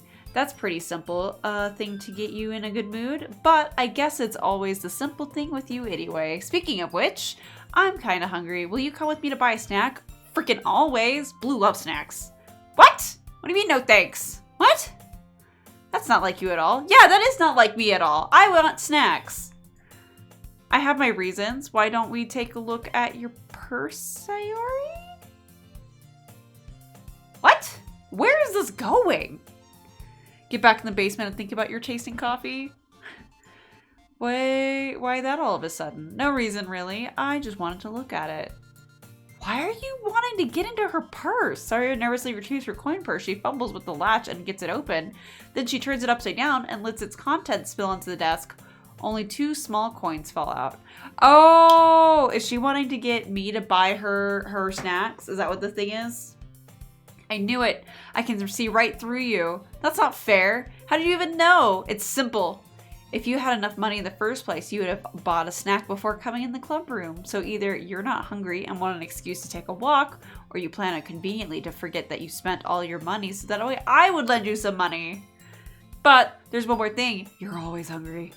And so that only leaves the one option. Damn. I give up. That's so mean. Can I make that work on like dates? Oh no, I forgot my wallet. Please cover my tab. Don't make me feel guilty. If you feel guilty, that means you deserve to feel guilty. Yuri suddenly giggles. I didn't notice that she was listening in. Her face is in her book as always. I wasn't listening or anything. It was just something in my book. Yuri, tell Blue to let me borrow some money. Don't get me involved like that, Sayori. Besides, you should only buy what you can reasonably afford. And frankly, after pulling a mischievous little stunt like that, your suffering is fair enough to retribution. I didn't mean that. I got too absorbed in my book. I really like when you speak your mind, Yuri. It doesn't mean much, but it's a fun side of you. There's no way you could like that. You were right though. I did something bad, and now I have to accept the retribution. That! Still, coming from you, Sayori, I guess there's a little devil inside all of us, isn't there? Stop eavesdropping! No, it's fine. It's fine. It's a club! It's a reading club. I imagine it's super quiet, right? Alright, so don't let her fool you. Sayori knows exactly what she's doing. After all, she told you guys she was bringing me to the club before she even told me, but you could have come if you wouldn't have come if it weren't for the cupcakes. So I had to trick Natsuki into making them. Come on, give me some credit. Where is she, by the way? She isn't, like, her and Monica are not talking yet. Give me more credit than that. Oh, was there a smack? Out of nowhere, something smacks Sayori in the face and tumbles onto the desk. What was... a cookie? Sure enough, it's a giant cookie wrapped in plastic. Sayori glances around. Is this a miracle? It's because I paid my restitution. Retribution. Actually, that one almost works. Okay, there we go. There we go. I was just gonna give it to you, but then I heard you blab about cupcakes. It was totally worth seeing your reaction, though. Natsuki, that's so nice of you. I'm so happy to have been slapped in the face with a cookie. She hugs the cookie. Geez, let's just eat it. Sayori rapidly tears open the wrapper and takes a big bite. Hello! Is it Bendered? Hello. Hello on the YouTube sides. So good. Sayori suddenly clasps her hands over her mouth. I bit my tongue. You're going through a lot over just one cookie. Natsuki takes a bite of her own cookie. Yours looks really good too, Natsuki. Can I try it? Jeez! Beggars can't be choosers, but yours is chocolate. Yeah? Why do you think I gave you that one? Fine. Still, I'm really happy that you shared this one with me. She gets out of her seat and goes behind Natsuki and wraps her arms around her. She hit a club member? Opened fire? No! It's fine. Oh geez. I get it. Natsuki still, cookie in hand, Natsuki reaches up to nudge Sayori off of her. Sayori suddenly leans back and takes a bite of Natsuki's cookie. Hey! Did you seriously just do that? And then mouthful Sayori trots away to safety. Yuri and I laugh as well. Geez, you're such a kid sometimes. Monica, can you tell Sayori, not to glance around, Monica is in the club room. Where's Monica anyway? Good question. Have any of you heard anything about her late today? Not me. Yeah, I haven't either. That's a bit unusual. I hope she's okay. Of course she's okay. She probably just had something to do today. She's pretty popular after all. You don't think she has a... I wouldn't be surprised. She's probably more desirable than all of us combined. That's true. Excuse me? Suddenly the door swings open. Sorry, I am super sorry. There you are. I didn't mean to be late. I hope you guys weren't worried or anything. Monica chose the club over her boyfriend after all. You're so strong-willed. Boyfriend? What on earth are you talking about? Monica quizzically glances at me. Never mind that. What held you up anyway? Well, my last period today was study hall. To be honest, I kind of just lost track of time. That makes more sense though. You would have heard the... Or that doesn't make any sense. You would have heard the bell at least. I must not have heard it since I was practicing piano. Piano? I wasn't aware that you played music as well, Monica. Yeah, she is just like the best all-around girl. Is like what they're making her out to be. Like she's like Miss Perfect. I don't really. I kind of just started recently. I've always wanted to learn piano. That's so cool! You should play something for us. Monica looks at me. Maybe once I get a little better, I will. Yay! That sounds cool. I'd also look forward to it. Is that so? In that case, I won't let you down. Monica smiles sweetly. I didn't mean any pressure or anything like that. Oh, don't worry. I've been practicing a whole lot recently, and I'd really love the chance to share once I'm ready. I see. In that case, best of luck. Thank you. So I didn't miss anything, did I? No, not really. I choose to leave out Sayori's mischievous escapade. I'm sure Natsuki will end up complaining to her anyway. It looks like everyone has already settled down. Sayori somehow already finished her entire cookie. Yuri is back to her own book, and Natsuki disappeared into the closet. Just Monica? Wait, what'd I say? What'd I miss? I'm assuming just Monica and the fact that I'm like, she seems to be like she seems like she's written to be like the perfect almost Mary Sue. How she's like popular and pretty and talented and things like that. She just feels very Mary Sue perfection is how she seems to be written. Where at least the other three are in a very clear direction. My hot chocolate's still too hot. Hang on.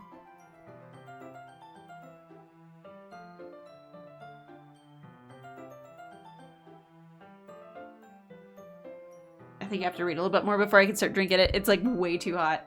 Hey Yuri! I suddenly noticed that Yuri is reading a different book from the one we've been reading together. Sorry, I didn't mean to interrupt. Oh no, I was just kind of waiting for you. Oh, is that the case? Why don't we go ahead and get started? Yes, let's. Actually, I have a request. Do you mind if I make some tea first? Not at all. Thanks very much. If there's one thing that can make me my reading time here any better, it's a nice cup of tea. She knows how to program as well. See, that's what I'm saying. Like, they have her, like, all around. Not to mention for yourself as well. Yuri stands up and makes her way to the closet. I follow and watch as she retrieves a small water pitcher from the shelf. The kind with a filter inside. Can you hold this for a second? Sure. Yuri hands me the water pitcher and also fetches an electric kettle. I'm going to plug this in at the teacher's desk, and then we'll go to get some water. She walks past me and sets the kettle down on the teacher's desk. I simply watch her movements. To my surprise, the way she moves really contrasts her speaking mannerisms, especially because her long legs. Why are we looking at her legs? Yuri appears elegant and methodical. Meanwhile, I am a newborn, like, giraffe with my long legs. Everywhere I go, no matter what it is. Okay, may I have the water pitcher? Thanks, I'll be right back. Turns around, rubbing hands together maniacally like a villain. Yeah. Smack them legs. I might as well walk with you. Why not? Shall we go then? Yes. Where are you two off to? Yuri was going to make some tea, so I suddenly realized how weird it sounds to explain this to Monica. We're just filling the water pitcher. Oh, okay. Sorry, I was just a bit curious. That's kind of a one-person job, isn't it? Monica, please mind your own business for once. Or do you want to tell me there's something wrong with helping involve Blue in club activities? My mouth gapes. I suppose there's nothing wrong with that. Then let's go. It's because I'm a boy in game, isn't it? That's what it is. I'm a boy in the game. All right, Yuri quickly exits the room and I follow. Oh, she's super blushy. Once in the hallway, she suddenly puts her forehead against the wall. I spoke without thinking. How could I say something like that, Yuri? Something about the way she said that, it made me feel so irritated. What's wrong with me? No, Yuri, I think you did the right thing. I wasn't expecting it, but it's also not right for Monica to judge people like that. Blue, how come even when I do something bad, you're being nice to me? Because nothing you do is bad, as you make it seem like in your head? Nobody's perfect. You have emotions. We can't always hide them anyways. But you always amplify things in your head. Your mind turns a light rain shower into a hurricane. No. Wouldn't you hate me for something as terrible as that? Why would I hate you? I can't hate someone for having emotions. What kind of friend would I be? Friend, you say? Yuri lifts her head. Blue, I really like being friends with you. Thanks, Yuri. I like being friends with you too. I feel kind of awkward saying something like that, but I'm doing my best to help Yuri feel better. Anyway, shall we go? Yes. Yuri and I walked to the nearest water fountain. Once we fill up the water pitcher, we return to the classroom. Blue, do you like oolong tea? Actually, Blue does. Blue likes oolong tea with a little bit of sugar. Yes. Anything is fine. Very well. You ran out. You only have 2 beans of coffee? I mean, if you grind it really, really, really, really, really pure, like finely, you might get like an ounce if it's only 2 beans. That's not a lot. Yuri sets the... Just eat the beans? I mean, you could actually eat the beans, but not everybody likes to chew on them. Yuri sets the temperature on the kettle to 200 degrees. Now it's time to get the teapot. You really do this properly, don't you? Of course. I shouldn't do any less when I'm making tea for others, even if I'm not an expert on tea or anything. In that case, you'll only be even more impressed. Perhaps I will be. Yuri fetches the teapot and begins measuring the tea leaves. Man, there's leaves too? My dumbass just puts the tea bag in it and just calls it a day. To my surprise, she even starts humming a little to herself. You must be in a good mood now. Is that so? I was letting it show. And you noticed. I was doing a bit of thinking, and I decided that I would try expressing myself a little bit more. It turns out it's not very hard for me to do. When it's you who's around anyway. That's great.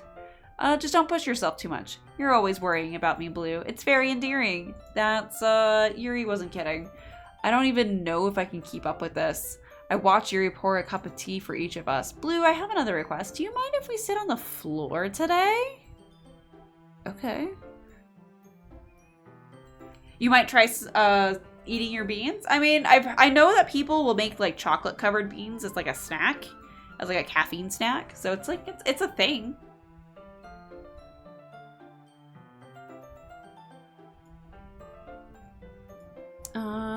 So on the floor today, why is that? It's a little bit easier on my back. I can read with my back against the wall rather than bending over at a desk.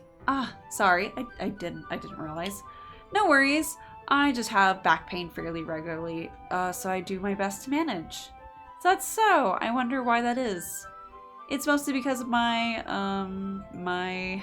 your posture, right? Always hunched over like that while reading. Yes, it's her posture. I have terrible reading posture, so that's why we should sit on the floor. Fair enough. I'll go ahead and get the book. I retrieve the book from my bag. I have some chocolate as well. It's a bag of small chocolate candies that I kept hidden from Sayori's candy radar. I take it since it'll go well with the tea. I've never had chocolate and oolong before. Maybe instead of adding sugar, like a smidge of sugar, maybe I should try that. Yuri and I then sit against the wall, teacups at our sides. As if in sync, we assume the same reading position at the same time, each holding one half the book. Except this time, our bodies are even closer to each other. I can't see too well. Yuri slides closer until our shoulders are touching. Which I think that's how they described it before at the desk, is that shoulders were touching. How am I supposed to focus on reading like this? Yuri was always kind of cute, but when she's being less apprehensive, it's almost more than I can handle. Your teacup. Yuri hands me my teacup. Holding it with my hand that's not holding the book, I end up in a position that makes it even harder to focus. Because now I need to worry about making sure I don't accidentally touch her chest. Meanwhile, Yuri hasn't noticed a single thing. She wears her intense reading expression, and I can only presume the world around her has faded away. I use all of my willpower to focus on reading. After a few minutes, I manage to relax a little. I put the teacup between my legs and fumble with the chocolate wrapper. Sorry, I briefly let go of the book to finish opening the wrapper. You can have as much as you want. That's okay. I won't take any. Are you sure? Well, if I touch it, then it might get smudges on the pages. Oh, you're right. I didn't even think about that. Meanwhile, like, nah, man, like, I will... Those are my books. My bad, no need to apologize. I'll hold the book. Granted, I say that, like, I don't think I've ever gotten anything wrong with my books. I think the worst I've had is having them too long where they've yellowed. Oh good, my hot chocolate's actually cold now.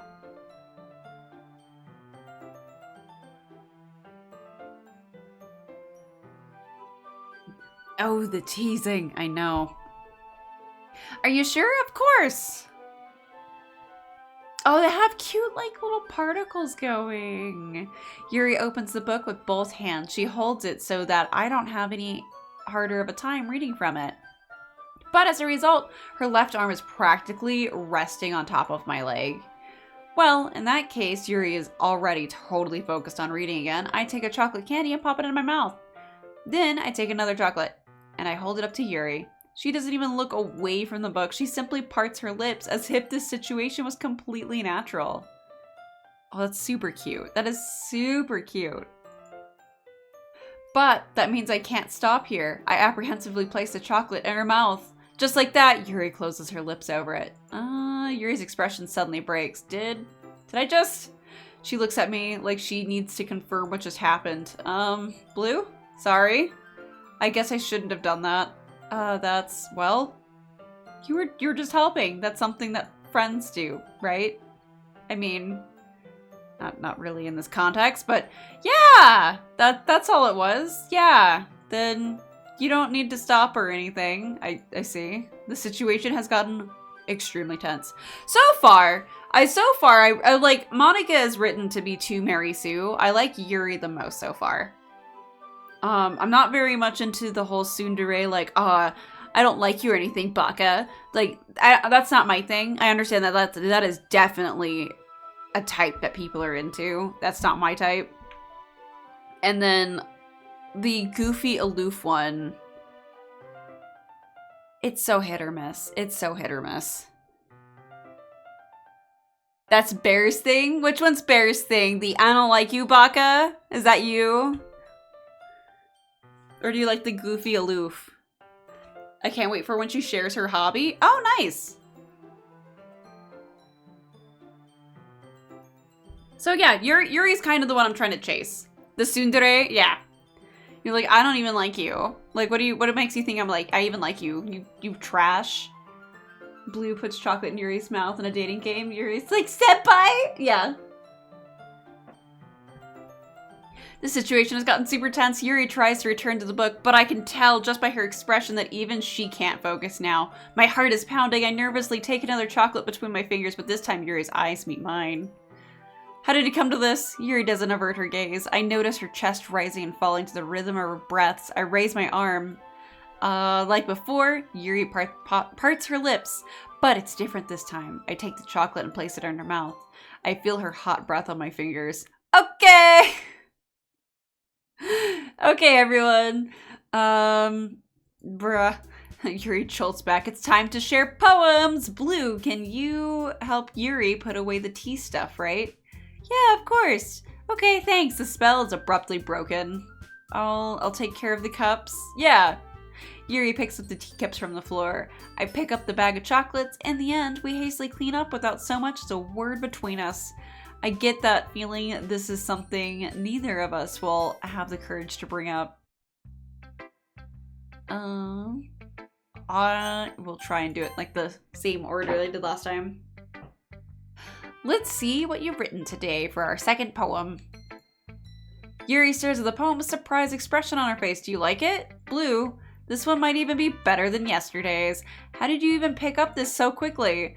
Just yesterday I was telling you the kind of techniques worth practicing. Maybe that's why you did a good job explaining. I really wanted to try something more imaginary. Yuri visibly swallows. Even her hands appear sweaty. I'm not used to this. Used to what? I don't know. It's fine. Take your time. Yuri breathes and collects her thoughts. I know that Yuri likes to think before she speaks, so I offer that patience to her. Yeah, I don't have any. I just blurt words. Monica, stop. We're having a moment. Yeah, the moment was ruined. Yeah, just being appreciated like this, I guess. It probably sounds really stupid, but seeing someone motivated by my writing, it just makes me really happy. Are you saying you've never shared your writing before? She nods. Really? I don't believe that. I really only write for myself, and besides, people would just laugh at me. Do you really think that? Again, she nods. Even your close friends? Yuri doesn't respond to that. I wonder why. Anyway, do you want to share your poem that you wrote today? Yeah, I do. If it's with you. If she keeps doing it, we should drop files from MiSide in the game. I was reading a comment somewhere about MiSide about how there needs to be a crossover. Because again, I'm only aware that Monica is crazy. I just don't know the depths of how to get to that.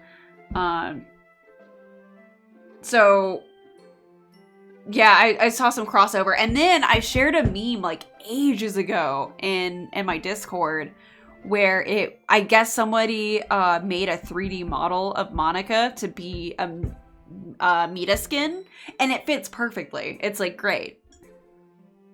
More caramel salted hot chocolate. This stuff's actually really good. Caramel's not really my thing for drinks like that, but it works. Do it, drop the files in now. The raccoon.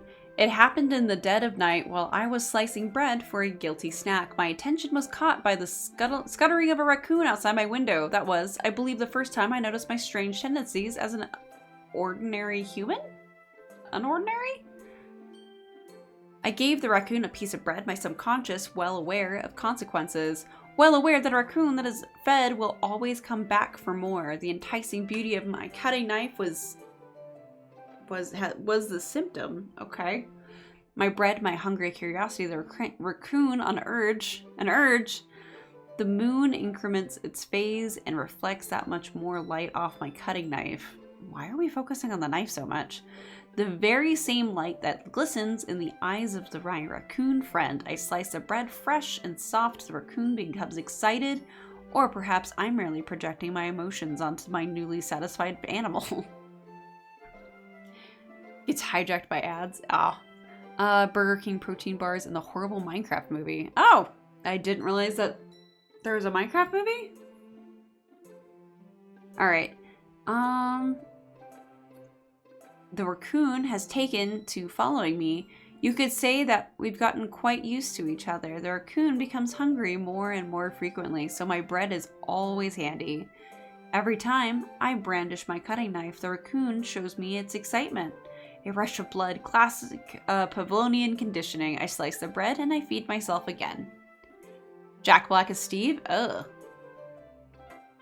I was a little more daring with this one than yesterday's. I can see that. It's a lot more metaphorical. I don't know if it's my fault, but I can't begin to imagine what the poem is about. That's right.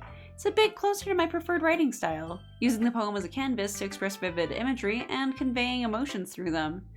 Yeah, if it's take it at face value, and then I can't even figure out what it's supposed to mean. Well, I think it's something that people can relate to in their own way.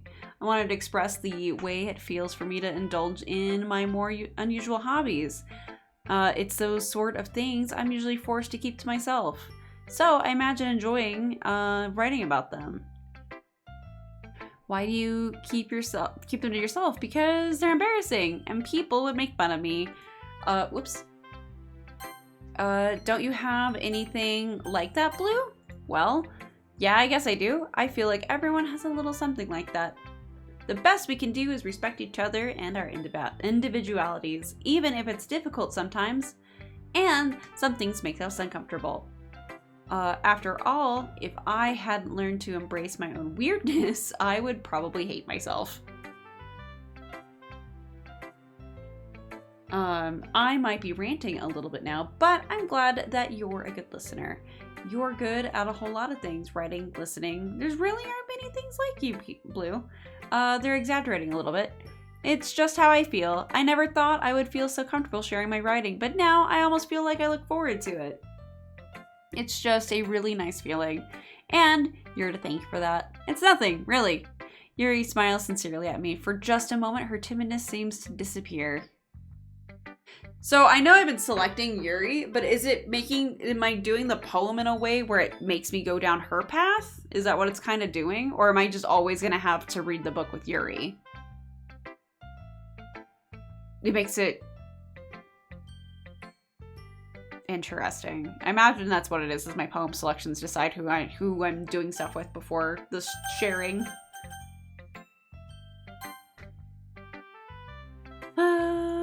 Well, I can admit that it's better than the last one. It's time to see that you're putting in some effort. That's good. But I still don't like this at all. It's trying too hard to be serious. What do you mean by that? Poems don't need to be all deep sounding to express something. It's going to just sound like you're forcing it unless you really don't suck at it. Honestly, don't bother trying to write poems like this until you're on Yuri's level. Natsuki stops short all of a sudden. Don't tell me. You're not trying to impress Yuri, are you? What are you talking about? And keep your voice down. I think I'm having tea with her, and I think it's part. Okay, that's what I'm assuming. Because I was like, I'm not hanging out with any of the other girls, and I wouldn't initially like intentionally do it, but I'm like, I'm not hanging out with anyone else on a different day, so I'm assuming that's what's going on. Yuri would love this kind of this angsty. Just because she's talented writer doesn't mean looks like I'm in trouble. I somehow struck a nerve. Though, what I did is beyond me. So I guess that, yeah, if I'm on the Yuri path, then I'll just go full train ahead then. Go ahead and, because I'm sure there's more choices I have to make. I am so done with you. Natsuki shoves the poem I handed her back over to me. Take your stupid poem. If you write it for someone else, just don't show it to me. Ouch. This is what I get for letting a younger girl step into my business. Unless I am a mind reader, I was destined to be in a world of pain from the start.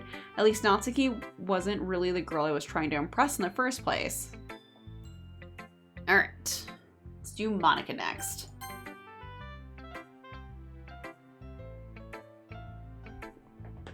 Hi again, Blue. How's the writing going? Alright, I guess. I'll take that, as long as it's not going bad. I'm happy that you're applying yourself. Maybe soon you'll come up with a masterpiece. I wouldn't count on that. You never know. Want to share what you wrote for today? Sure. Here you go. I gave my poem to Monica. Alright. This one's good. Feels like you're not only getting more comfortable with your style, but the imagery is better than the last one I read. Just wondering, but have you been finding inspiration in Yuri's writing style? I guess so. You can't deny that she's talented. Yeah, totally. I think her poems are the most romantic. That's okay. Hers was about a knife and a raccoon. You want to say that's romantic? It's the best way to describe it. She's like a totally different person when she picks up a pen. I noticed that too. Or when she's talking about literature, it's like a light turns on inside her. Sadly, it's hard to get much personal conversation out of her. Trust me, I've tried. Who knows what goes on in that head of hers? I hope you don't mean that in a bad way. No, of course not. I just mean that I wish she didn't keep so much to herself. But still, defending her like that, you must be pretty into her. You completely misunderstood. Calm down, I'm kidding. Besides, I'm pretty sure she's already got a boyfriend. Wait, really? Yeah, a fictional one anyway. Monica kind of whispers that last part to me. It's just a hunch, but, well, there's not really anything wrong with that. Well, I know. I was just saying. But anyway, you want to read my poem now? Oh yeah, I didn't read the other one. I like the way this one turned out, so I hope you do too. All right, let's take a look. Did I offend Natsuki so much she didn't share her poem with me? Save me, the colors, they won't stop. Bright, beautiful colors, flashing, expanding, piercing. Red, green, blue. An endless canopy of meaningless noise. The noise, it won't stop. Violent, grating, waveforms, squeaking, screeching, piercing. A sine, cosine, tangent, like playing a chalkboard on a turntable, like playing a vinyl and a pizza crust. An endless poem of meaningless. Load me. Load me? Save me. Load me. Gonna go here. A save.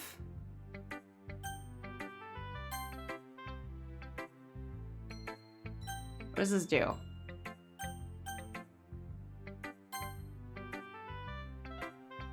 Okay. It's even more abstract than your last one. I guess it's just the way I write. I'm sorry if you don't like it. No, I never said that. It's just a kind of thing I've never really seen before, I guess. Kind of like playing with my space on my paper.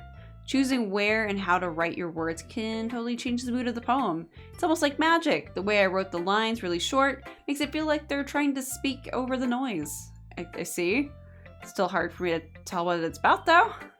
Sometimes asking what a poem is about isn't the real question. A poem can be abstract as a physical expression or feeling, or a conversation with the reader. So, putting it that way, not every poem is about something. Anyway, here's Monica's writing tip for the day. Sometimes you'll find yourself facing a difficult decision. When that happens, don't forget to save your game. Okay. You never know when you might change your mind, or when something unexpected may happen. Wait, is this a tip even about writing? What am I talking about? That's my advice for today. Thanks for listening. Okay.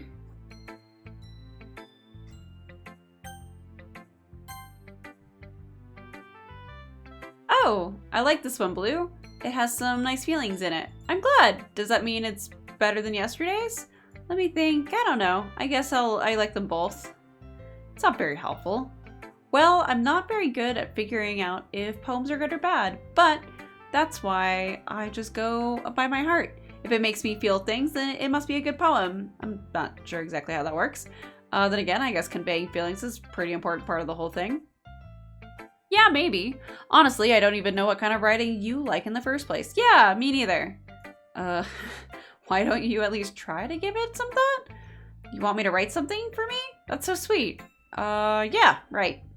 But you're always thinking about other people. You need to think about yourself once in a while. If you don't, you might end up getting hurt at some point. Well, I don't really know what you mean, but I'll try to keep that in mind. Well, whatever. Anyway, let's see. I guess I like happy poems. Wait, sometimes I like sad poems too. Sometimes a little bit of both. There's a word for that, right? What's the word I'm looking for? Bittersweet. Yeah. I like things that are happy and things that are sad. Happy and sad? I can't see you liking something sad, Sayori. Well, I like happy the most. But sometimes when you have a little rain cloud in your head, a sad poem can help give the rainy cloud a little hug and make a nice, happy rainbow. Sayori, that's unexpectedly poetic. Is it? Maybe I'm getting better at expressing my feelings after all. Thank you. I should go write that down then. You can read my poem now, okay? All right. Bottles. I pop off my scalp like the lid of a cookie jar? Is this because we had cookies earlier? It's the secret place where I keep all my dreams. Little balls of sunshine all rubbing together like a bundle of kittens. I reach inside with my thumb and forefinger and pluck one out. It's warm and tingly. But there's no time to waste. I put it in the bottle to keep it safe, and I put the bottle on the shelf with all the other bottles. Happy thoughts, happy thoughts, happy thoughts, and bottles all in a row. I'm sure that's supposed to have a rhythm in it, and I just didn't find it. My collection makes lots of friends, each bottle a starlight to make amends. Sometimes my friends feel a certain way. Down comes a bottle to save the day. Night after night, more dreams. Friend after friend, more bottles. Deeper and deeper my fingers go, like exploring a dark cave, discovering the secrets hidden in the nooks and crannies. Digging and digging, scraping and scraping. Whoop. Ah, there I am. I blow dust off my bottle caps. It doesn't feel like time elapsed. My empty shelf could use some more. My friends look through my locked front door. Finally all done, I open up and in comes my friends. And in they come in such a hurry. Do they want my bottle that much? I frantically pull them from the shelf one after the other, holding them out to each and every friend. Each and every bottle, but every time I let one go, it shatters against the tile against my feet. Happy thoughts, happy thoughts, happy thoughts, and shards all over the floor. Ugh, okay, this is sad sounding. They were supposed to be for my friends. My friends aren't smiling. They're all shouting, pleading, something. But all I hear is echoes inside my head. That's okay. So, bottling up her happiness and giving her happiness to her friends, but it doesn't seem to, like, actually make her friends happy. Holy crap! Did you really write this yourself? Of course I did! Didn't I tell you yesterday I was gonna write the best poem ever? Yeah, but, I mean, I didn't expect something like this coming from you. Monica taught me a whole lot, and I've been really in touch with my feelings recently. I see that. It's almost kind of creepy. Creepy? Well, not exactly. Maybe because I'm so used to you being so cheerful? Never mind. I'm thinking too hard about this. The point is, it came out good, so you should be proud of it. Aw, thanks. I feel like I was meant to express myself this way. It even helps me understand my own feelings a little bit. Writing is like magic. You've gotten pretty passionate about this, huh? I hope you keep it up. Yay! Writing's the best! I'm gonna keep writing until I die. Don't get ahead of yourself. Sayori's always had a habit of getting obsessed with something before dropping it no more than a week later. And that is why in my Discord I now have hyperfixations as a tab. 99 bottles of thoughts on the wall, 99 bottles of thoughts. Yeah. I wonder if this is one of those times, but seeing the passion in her eyes makes it hard for me to be pessimistic. Okay, everyone, we're all done reading each other's poems, right? I have something extra planned today, so if everyone could come sit at the front of the room. That's why I don't like poetry. It's either creepy or just random. No. Sometimes it's funny. You just gotta find it.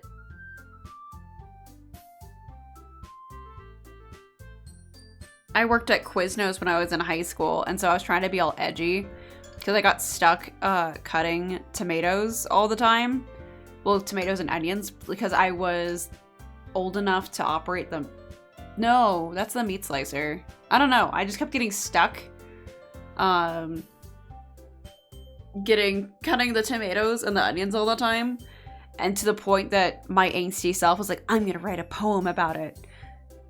It wasn't good. I don't remember the details of it anymore, but it was something that I had it written to be like really sexual sounding, but it was just me cutting tomatoes. That was all it was about. Really short. Couldn't, maybe it's in my book or something somewhere. I have something extra planned today, so if everyone could come sit at the front of the room. Why the front? You have an entire classroom. Is this about the festival? Sort of. Do we really have to do something for the festival? It's not like we can put together anything good in just a few days. We'll just end up embarrassing ourselves instead of getting any new members. That's a concern of mine as well. I don't really do well with last minute preparations. Don't worry so much. We're going to keep it simple. We don't need much more than a few decorations. Sayori has been working on posters, and I've designed some pamphlets we can give out during the event.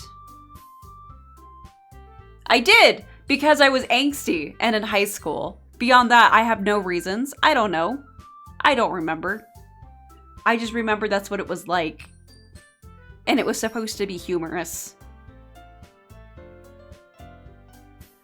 Okay, that's great and all, but that doesn't tell us what we're actually going to be doing for the event.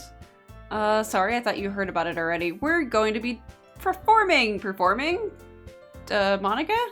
We're going to be having a poetry performance. Each of us are going to choose a poem to recite during the event.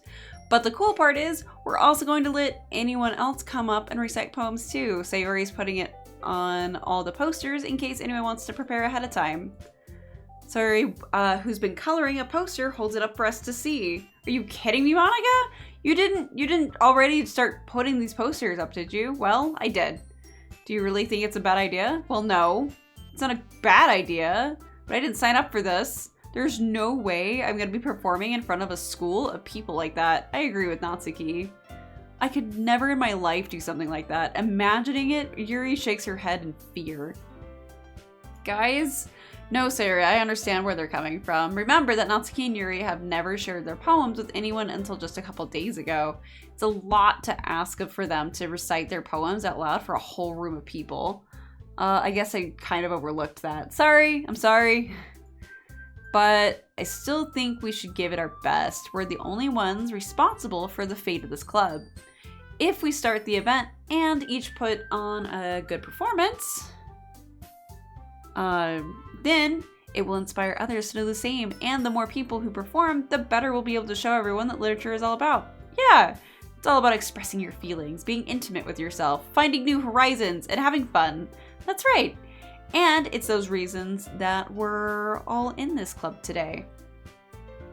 Don't you want to share that with others to inspire them to find the same feelings that brought you here in the first place? I know you do. I know we all do. And if all it takes is standing in front of the room for 2 minutes and reciting a poem, then I know you can do it. Everyone remains silent. Sayori looks worried. I guess that leaves me with no choice. I agree. I don't think it's too much to ask. I think that Sayori and Monica have been trying really hard to get new members. The least we can do is help them out a little bit. Maybe? It looks like Natsuki doesn't have any arguments left. Okay, fine. I guess I'll have to just get it over with. All right. And then thanks, Natsuki. And what about you, Yuri? She dejectedly glances around at everyone else's expectant faces. I guess I don't really have a choice? That's everyone. You're the best. This club is seriously going to be the death of me. Oh gosh. You'll be fine, Yuri. But anyway, let's move into the main event. I want each of you to choose a poem of yours. We're going to practice reciting them in front of each other. No way, Monica. This is too sudden. Well, if you can't recite your poem in front of the club, how do you expect to do it in front of strangers? Oh no. Don't worry. I'll start off to help everyone feel a little bit more comfortable. Can I go next? Of course! Now let's see. Monica flips through her notebook to the specific poem she had in mind for herself. She then stands behind the podium. The title of this poem is The Way They Fly. Monica begins reciting her poem. Her clear, confident voice fills the room. More than that, her inflection is pristine. She knows exactly how to apply emotion behind each line she recites, bringing the words to life. Is this something she's done before? Is it simply, or is she simply a natural? Well, if she was like in other clubs and stuff, she's probably got like a shit ton of practice. I glance around me. Everyone has their eyes on Monica. Sayori looks amazed. Yuri has an intense expression on her face that I don't understand. Finally, Monica finishes the recitation. The four of us applaud. Monica takes a breath and smiles. That was so good, Monica. Thank you so very much. I was just hoping to set a good example. Are you ready to go next, Sayori? Yuri will go next, I guess. Yuri fired up all of a sudden. Yuri clutches a sheet of paper between her hands and stands up. Keeping her head down, she walks quickly over to the podium. The poem is called, Yuri anxiously glances at each of us. You can do it, Yuri. It's called After Image of a Crimson Eye. All right. Let me just take a sip over here.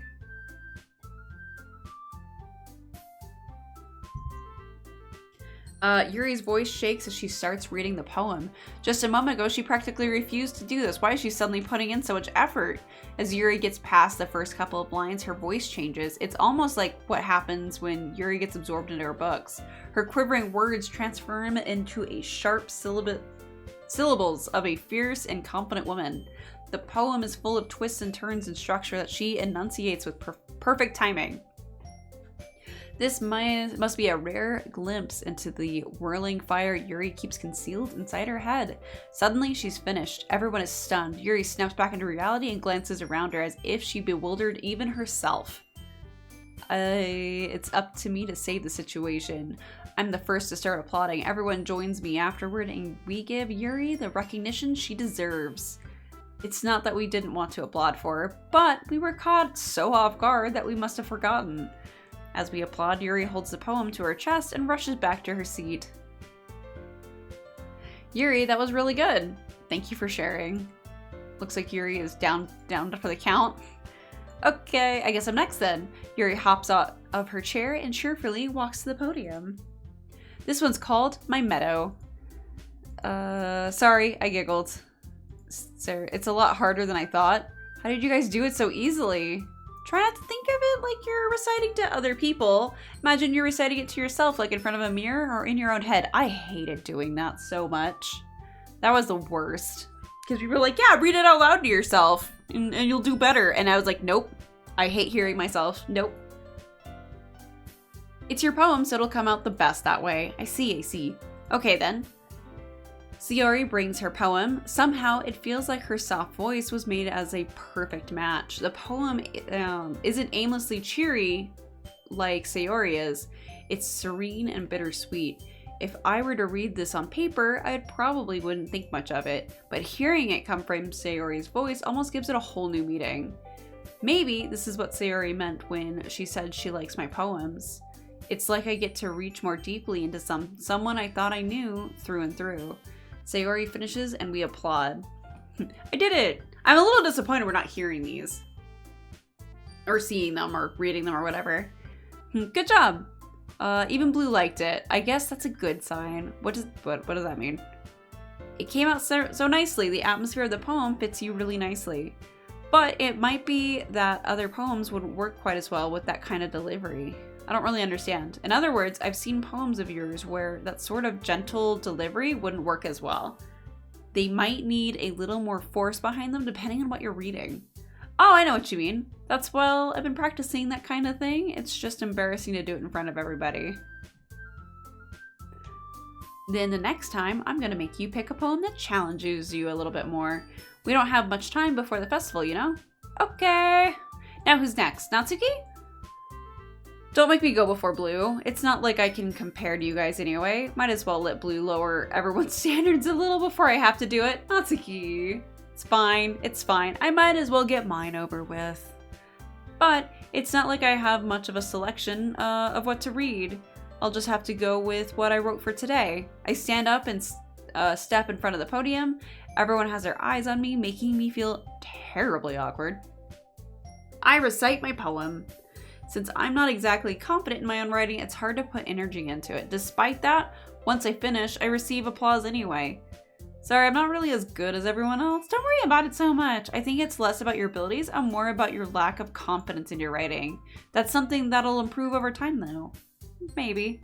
Alright, that just leaves you, Natsuki. Well, okay, I'm going. She begrudgingly gets out of her seat and makes her way to the podium. The poem is called, why are you all looking at me? Because you're presenting. The poem is called Jump. Natsuki takes a breath. Once she starts reciting the poem, her sour attitude disappears a little. While she's still a little unenthused, her poem has a rhythm and a rhyme to it. It's Natsuki's trademark style, and it works surprisingly well when spoken out loud. The words feel like they bounce up and down as if giving life to the poem. Then Natsuki finishes and everyone applauds. She huffs back to her seat, and then that wasn't so bad, was it? Easy for you to say. You'd better not make me do that again. Well, do you at least feel prepared enough to recite a poem in front of other people? I mean, doing it in front of other people will be way easier. I can put on whatever face I want for other people. But when it's just my friends, it's just embarrassing. That's a surprise. I think it would be the other way around for me. Well, that's just how it is, so... Well, I guess in that case, you won't have much to worry about for the festival. That said, I want to thank everyone for coming through. It may be hard, but I hope that you all have an idea of what it's like now.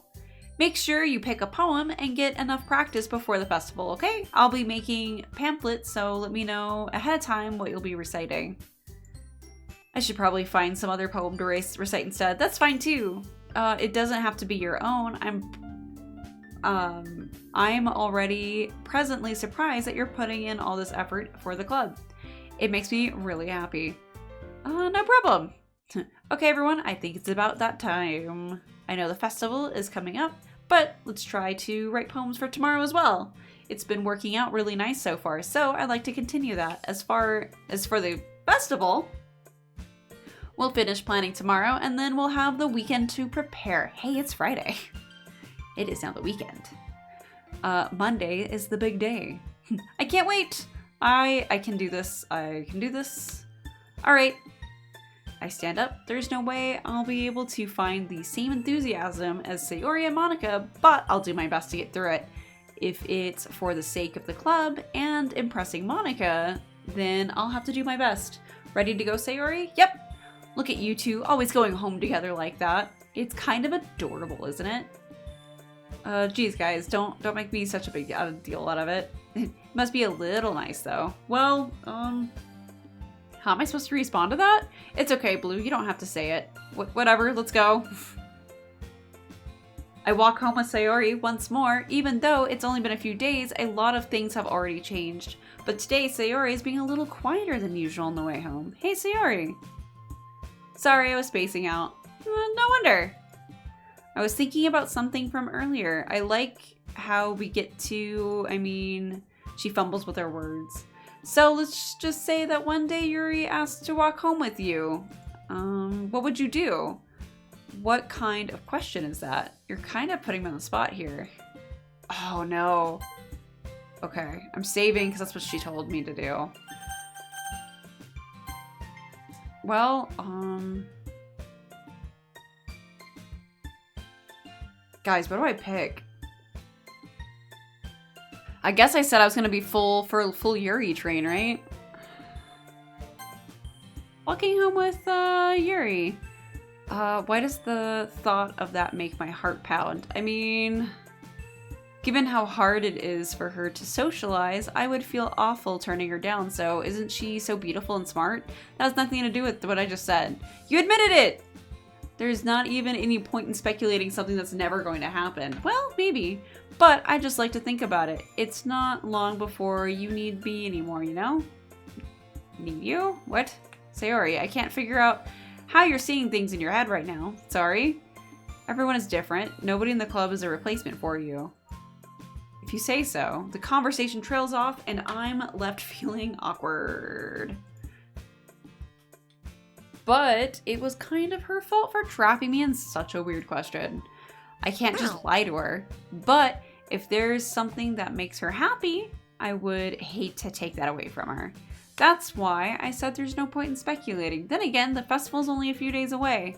Who knows what will happen in that time? Alright. Oh! It feels random.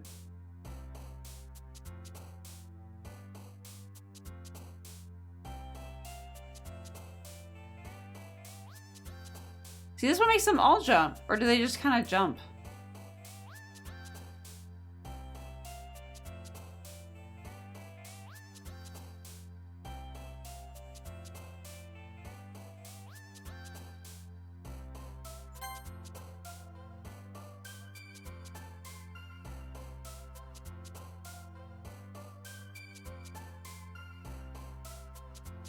I don't think that works.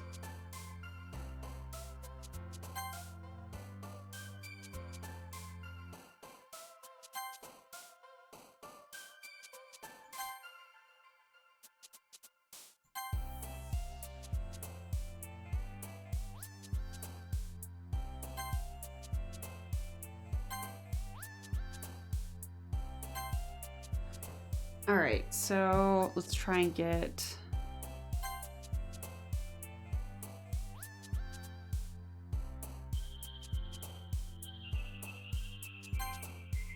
trying to get as many points into Yuri as I can.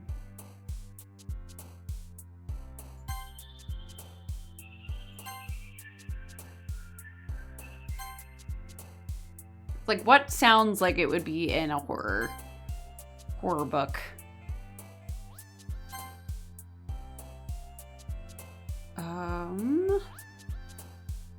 Cut it.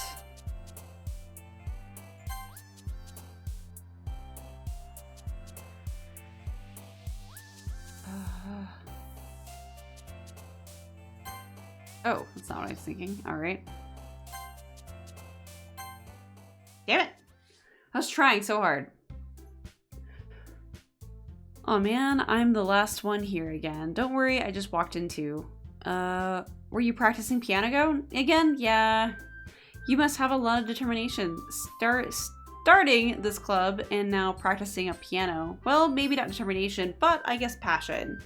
Remember that the club wouldn't be here if it wasn't for all of you. And I'm super happy that you're all willing to help out for the festival too. I can't wait for the festival. It's gonna be great. Weren't you complaining about it just a day ago or yesterday? Yeah, I'm not talking about our part of the festival. Maybe it's the whole day of the school where we get to play and eat and have all kinds of delicious food. Foodie. You sound a bit like Sayuri all of a sudden. Monica, do they usually have fried squid? Squid? It's a pretty specific thing to look forward to. Oh, come on. Are you saying you don't like squid? You of all people? I didn't say I don't like it. Besides, what do you mean by you of all people? Because it's right in your name. What? That must be a Japanese thing that I don't understand. Monica? That's not how you say my name? Also, oh, is it supposed to be Monica? Oops. That joke makes no sense in translation. That's funny. That's a little uncanny. Never mind. Let's just focus on our own event for now, okay? Fine, fine. Your reactions aren't as fun as Yuri's or Sayori's anyway. Excuse me? Where is Sayori anyway? Oh, there you are. Sayori is sitting at the desk in the corner of the room looking down at nothing. I walk over to her. Hey, Sayori. I wave my hand in front of her face. You're spacing out again. Sorry, don't mind me. You can go talk to everyone else. Is everything all right? Of course! Why wouldn't it be? It just feels like you're a little off. Sorry for assuming things. You can have off days. Geez, you worry too much about me. I'm fine, see? She shows me a big smile. Don't let me distract you from having fun with everybody. Alright, if you say so. I worriedly glance at Sayori before turning back towards everyone else. But the conversation has already dispersed with everyone's back at their usual activities. Maybe I should ask Monica if she's noticed anything about Sayori recently. Since they've been preparing for the festival, they might be spending a lot of time together. I timidly approach Monica, who is shuffling through some papers at her desk. Blue, what's up? Hey, this might sound a little strange, but have you noticed anything up with Sayori recently? Anything up with her? And what do you mean? Maybe I'm reading too much into this, but she seems a bit downcast today. Oh, you think so? I can't say I've noticed anything. Monica peers across the room, who is idly dragging a rubber eraser up and down her desk.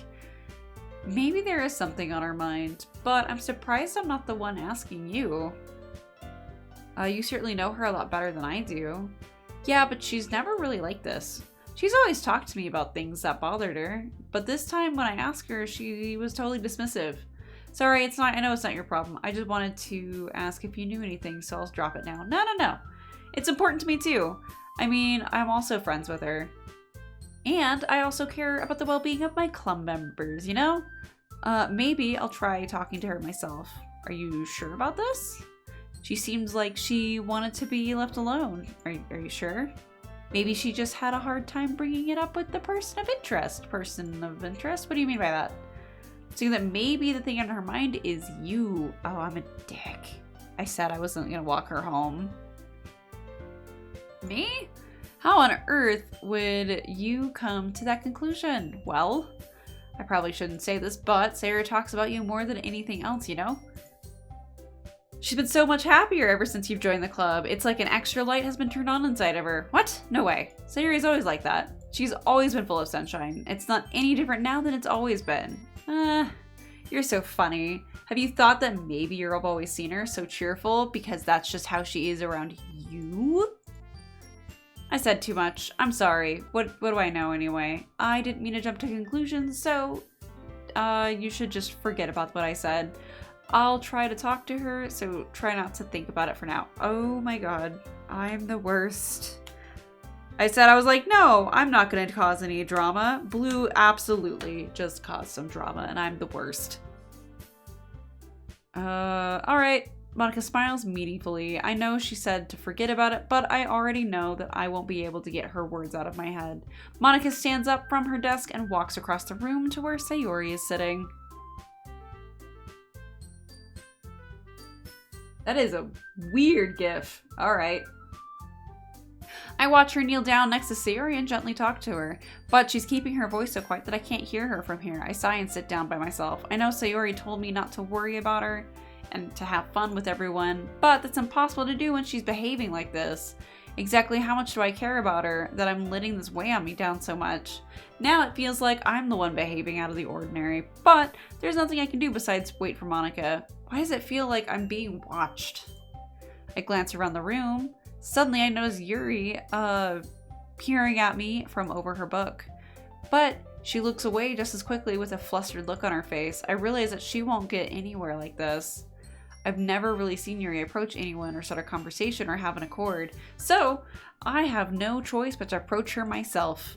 But now it's a little easier for me to do that. I stand up from my desk and sit in one next to her. I didn't mean to bother you or anything. Relax, you didn't do anything. But I could tell that you wanted to be left alone with your thoughts. Alone with my thoughts? How are you even able to tell what I was thinking like that? Well, it's something that I do a lot. So, it wasn't hard for me to spot based on your posture and expression. Not that I was staring or anything. I didn't do anything creepy like that. In any case, I guess you were right. I'm sorry if I caused you any concern. Don't apologize. Your troubles are only the concern of those who willingly share in that concern. Of course, there are certainly those who find the most comfort in keeping to themselves. But if you would prefer to share what's on your mind, then I'd be glad to listen. It's really not that big of a deal. I was just feeling a bit uneasy about Sayori. Sayori? Yeah, she seems a little off today, but when I asked her about it, she didn't want to admit it to me. So I can't help but wonder if something's happened to her. It's quite romantic. Sorry, I didn't mean to say something stupid. It's not that I just didn't want you to misunderstand. Sayori and I have been friends for a long time, that's all. Oh, I see. Then perhaps it is unusual for her to be dismissive to you about her feelings. Or maybe I'm just reading into it a little too much. Blue, the world is full of meaning, often hidden deep beneath plain sight. And there are many untold mysteries behind every person, no matter how well you may know them. So you think that there might be something behind it after all? I think Sayori is a very complex person. Her mannerisms on the outside don't always match what they are going on the inside of her head. And she may not always know what she wants. I noticed her strange behavior today too, and I also feel some concern for her. But in your case, it looks like she was fully occupying your thoughts, wasn't she? Well, I guess that was the case. Sayori, she really means a lot to you, doesn't she? I guess. But you don't need to put it that way. You're just good friends, that's all. Yuri suddenly looks deeply into my eyes.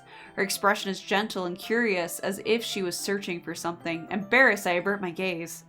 Sometimes a person's mysteries are untold even to themselves, and you, as someone honest and caring, may uncover feelings you weren't aware of in you. That is, I think that she would be a very fortunate person to have you feel that way about her. Yuri, you're giving me too much credit. I'm a pretty simple dude. So I think I'm pretty good at understanding my own feelings. I'm not nearly as sophisticated as you. Oh, that's not a compliment, is it?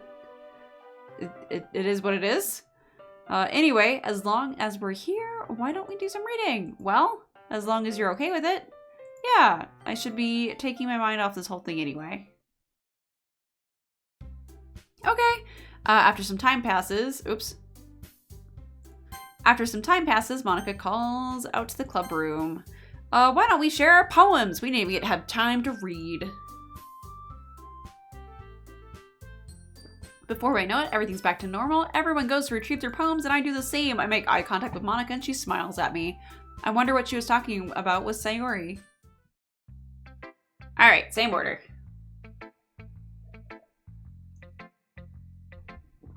Alright, Yuri! Blue, your writing has only improved these last few days. Every poem you've shown me has been nothing short of spectacular. I can really feel the emotions. I'm a little envious even. I don't think it ever came to me this naturally. Yuri, that's the wrong way to put it. This never did come naturally to me. But I've been able to improve so much thanks to you. You're really the example I was chasing for. Is that so? Yuri gently smiles to herself. This feeling, I'm so glad I got the chance to share my writing. I never thought it would feel like this. I remember you mentioning that yesterday. I can't believe that you're so good at something and you've never even shared it with anyone. It's kind of a shame. Maybe, but it's not like I really had a choice. What do you mean? Well, Yuri smiles sadly. Blue, during lunchtime I eat by myself. Did you know that? It's a great time to find a quiet spot and do some reading. In fact, I always have some books with me. You could say I really enjoy reading. Well, that's one way to put it anyway. But books are so full of amazing, inspiring people you want to fall in love with. Or people you just would know make a really good friend. Cheerful people who always put a smile on your face. Or deep thinkers and problem solvers who discover the mysteries of life. So when you look at it that way, I'm surrounded by friends every day, you know? And those friends don't laugh at me. They don't tease me for spacing out all the time. They don't make fun of my body type. And they don't hate me for acting like a know-it-all. People say that about you? I'm not a know-it-all. It's the opposite. I don't know anything. I don't know how to talk to people. I don't know how to make people see me as normal. I don't know how to make myself happy. I have all these feelings, and all I can do with them is read and write. But it wasn't until now that I started sharing it with you that I really understood what I was missing all this time. But I haven't really done anything. No, that's wrong. Just being patient and respectful. That's really important to me. And I know I'm a difficult person, Blue. I speak too slowly. Sorry, I'm like racing through her dialogue and she's like, I speak too slowly. I second guess myself all the time. I read too deeply into things, but every time, you've always treated me like anyone else. It's so rare that I feel comfortable with myself when I talk to others. But that's why every time I talk to you, I just feel really happy. I see. Well, I treat you how you deserve to be treated, Yuri. And if other people don't see it that way, then screw them. And fuck them. Fuck them. I mean, I joined the club hoping I would make friends. And I would say I've had at least one success. Wouldn't you? If you put it that way, yeah. We really are friends now, aren't we? Yuri puts her head in her hands, but this time she's smiling as she does it. Do you want to show me your poem? Yeah, I do. Let me get it for you. I like how these pages have scroll bars. I get it. I get the video game part, but it's like, let me just take my finger on the paper and scroll down. Ghost Under the Light Part 2. So those of you that have played this game before, do the poems change depending on what route I take? Ooh, I keep like hiccuping. I'm just curious. Ghost Under the Light Part 2. The tendrils of my hair illuminate beneath the amber glow, bathing. In the distance, a blue-green light flickers. A lone figure crosses the path, a silhouette obstructing the eerie glow. My heart pounds, the silhouette glows closer, closer. I open my umbrella, casting a shadow to shield me from visibility, but I am too late. He steps into the streetlight. I gasp. I drop my umbrella. The light flickers. My heart pounds. He raises his arm. Time stops. You've only heard about the game? Okay. The only indication of movement is the amber light flickering against his outstretched arm. The flickering light is in rhythm with the pounding of my heart, teasing me for succumbing to this forbidden emotion. Have you ever heard of a ghost feeling warped before? Giving up on understanding. I laugh. Understanding is overrated. I touch his hand. The flickering stops. Ghosts are blue-green. My heart is amber. Aww, that's so sweet.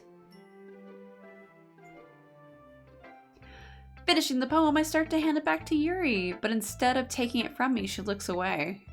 Do you dislike it? Oh no, of course not. I just don't really know how I should respond. Despite Yuri's poems usually being cryptic, it wasn't hard to figure out what this one was about. I don't know if I'll be able to explain this one. That's fine. I understand this one. Super blush. Yuri is having an even harder time speaking than usual. Does this one mean a lot to you? Yuri nods. I'm not really good with words, but I'm happy that you shared it with me. So thank you. And I hope we keep spending time with each other. Oh, she went to smile. Despite my inability to make eye contact, I see a faint smile emerge on her lips. I once again try to hand the poem back to her, but instead, Yuri gently takes my hand and pushes them back towards me. I hesitate in response to her warm touch. You can... The poem is... Once again, Yuri fails to form a complete sentence. I can keep it? She nods. I'd love to. Again, Yuri faintly smiles as if she doesn't want me to notice. You always make me feel nice, and I know I'm not good with people, but I hope that I can return the favor sometimes. Yeah, don't worry. I think you do a great job. Yuri finally turns back towards me. I guess we should move on before Monica says something, but I'm sure we can talk again later. Yeah, I'm sure we will. With that, Yuri timidly smiles at me, and I return to my seat so I can put her poem away. Alright, and then Natsuki's next. Yeah, no thanks. Next? Sweet. Sweet. Okay. Monica. Hi, Blue. Have you thought about what you want to submit to perform at the festival? Well, being in this club is one thing, but performing in front of a bunch of people, I'll have to give it some more thought. Okay, no pressure, but whatever you do, I'll make sure to turn it out great. It would also make me happy to see. Anyway, let's take a look at today's poem. Sure. I let Monica take the poem I'm holding in my hands. Your style's gotten more refined, Blue. Yuri's been teaching you a lot of things, hasn't she? Well, I guess so. I've been noticing how much time you spend with her. I think I've heard her say more words these past couple days than she's talked in the whole year. Not sure how you did it, but that's pretty impressive. She just needs some patience and a way to talk about all the things all in her head, I guess? I'm still getting the hang of it myself. You're certainly putting in a lot of effort. You must really like her. That's, it's awfully suspicious, you know? Spending time with her in the club room every day. Reading that edgy novel with her. Well, I guess I feel bad that she has a hard time socializing. It makes me want to make sure she doesn't spend all of her time alone. Besides, the novel isn't too bad either, you know?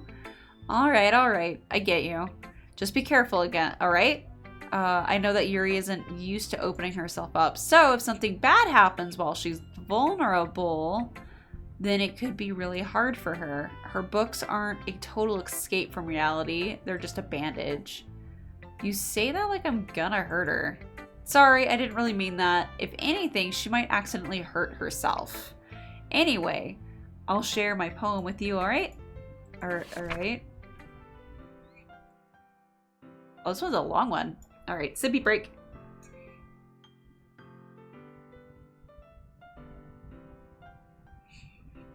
Monica knows. Alright, so... Whoa. The Lady Who Knows Everything.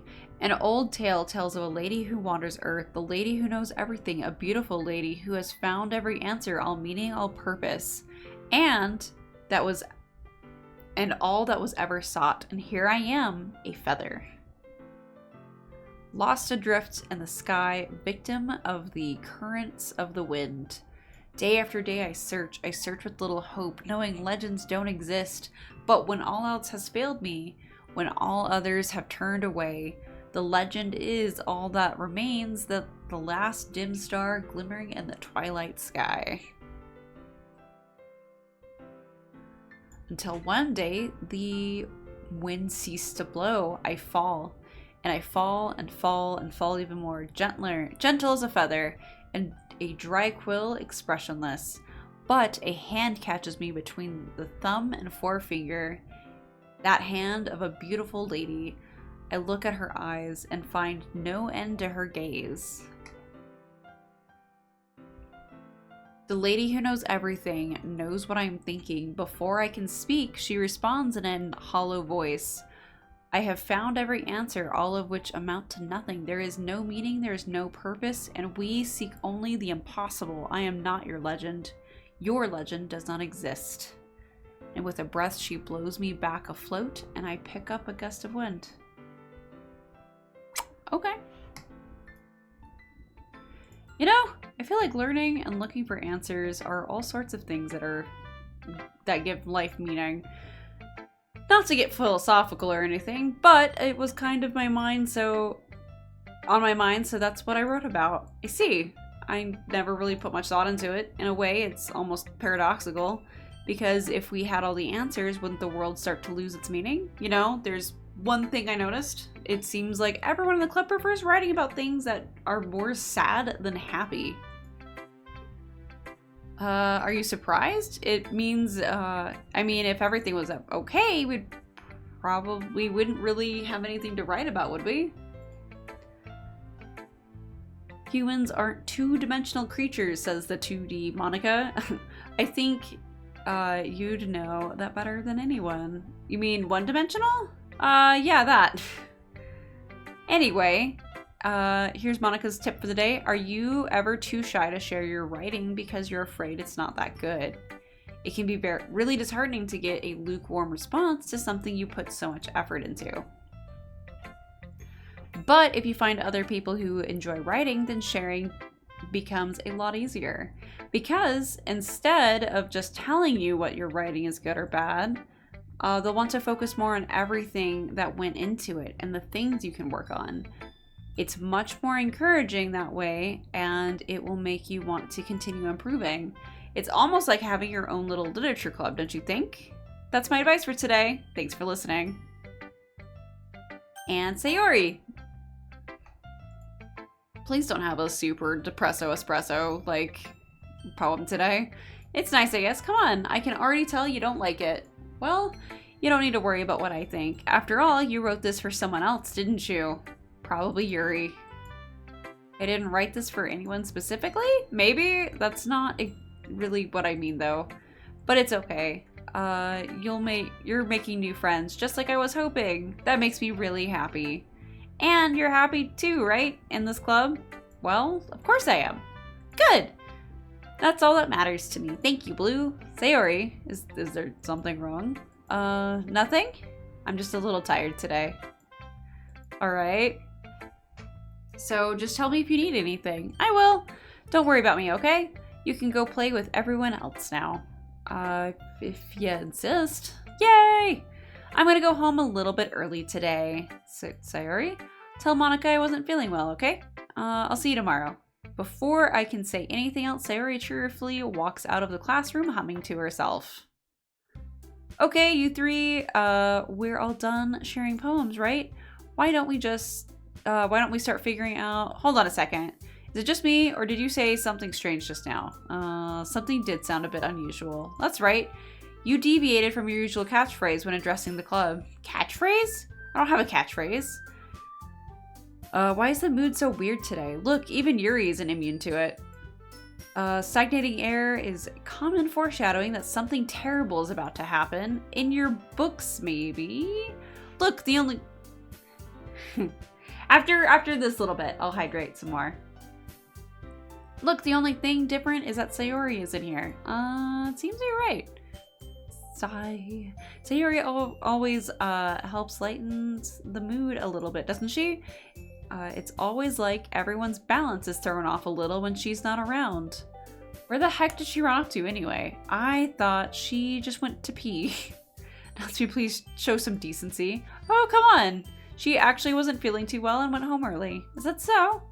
I hope she's alright. Seriously? Of all the times to not go home with her, you picked the time she's not feeling well?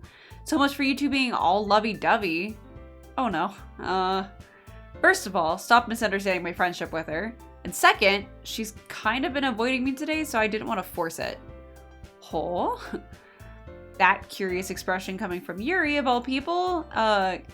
calm down, guys. I talked to her earlier and everything is fine. What did you say?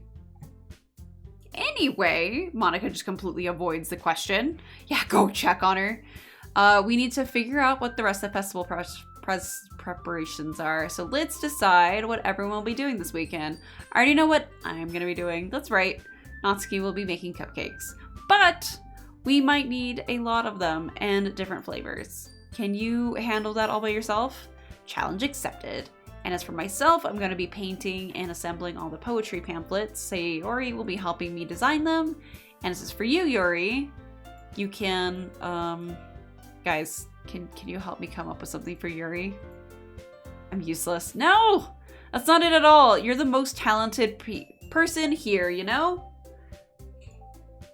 Now, why are you not pouting too?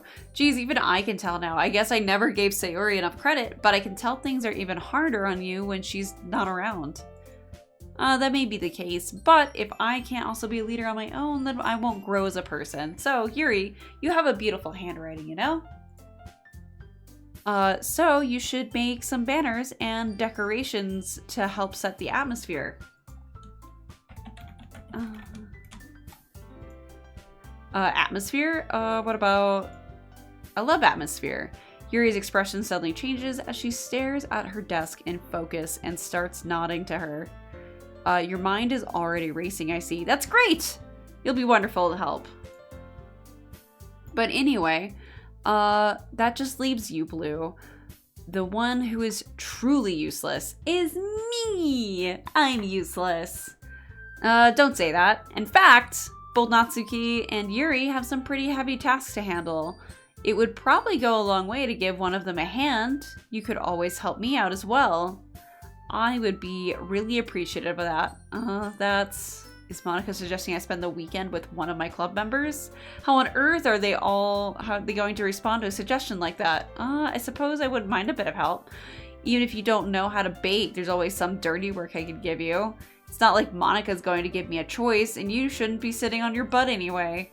Natsuki tries to mumble a bunch of excuses like that. If I recall, Natsuki, you mentioned that you would like to handle the baking on your own. Blue may not like to be around if you only make them out to be a nuisance. So therefore, she may be more suited... Dang it! It's the second time you guys have done that. You're right. I need to hydrate. 1 second. Let me mute so I can...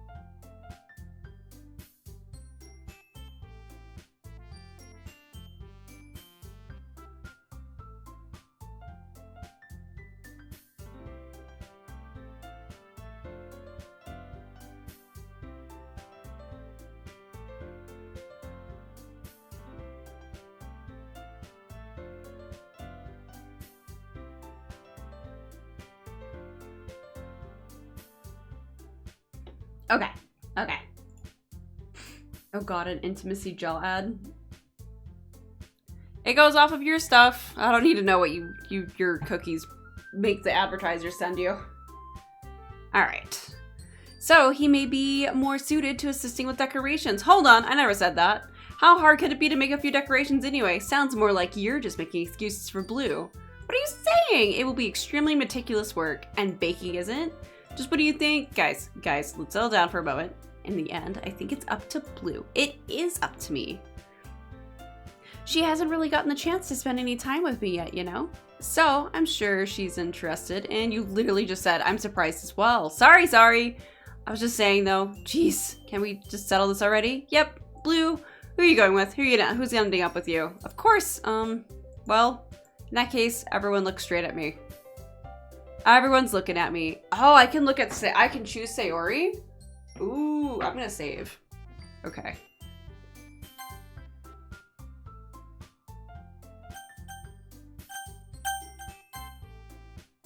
But we're on the full Yuri train.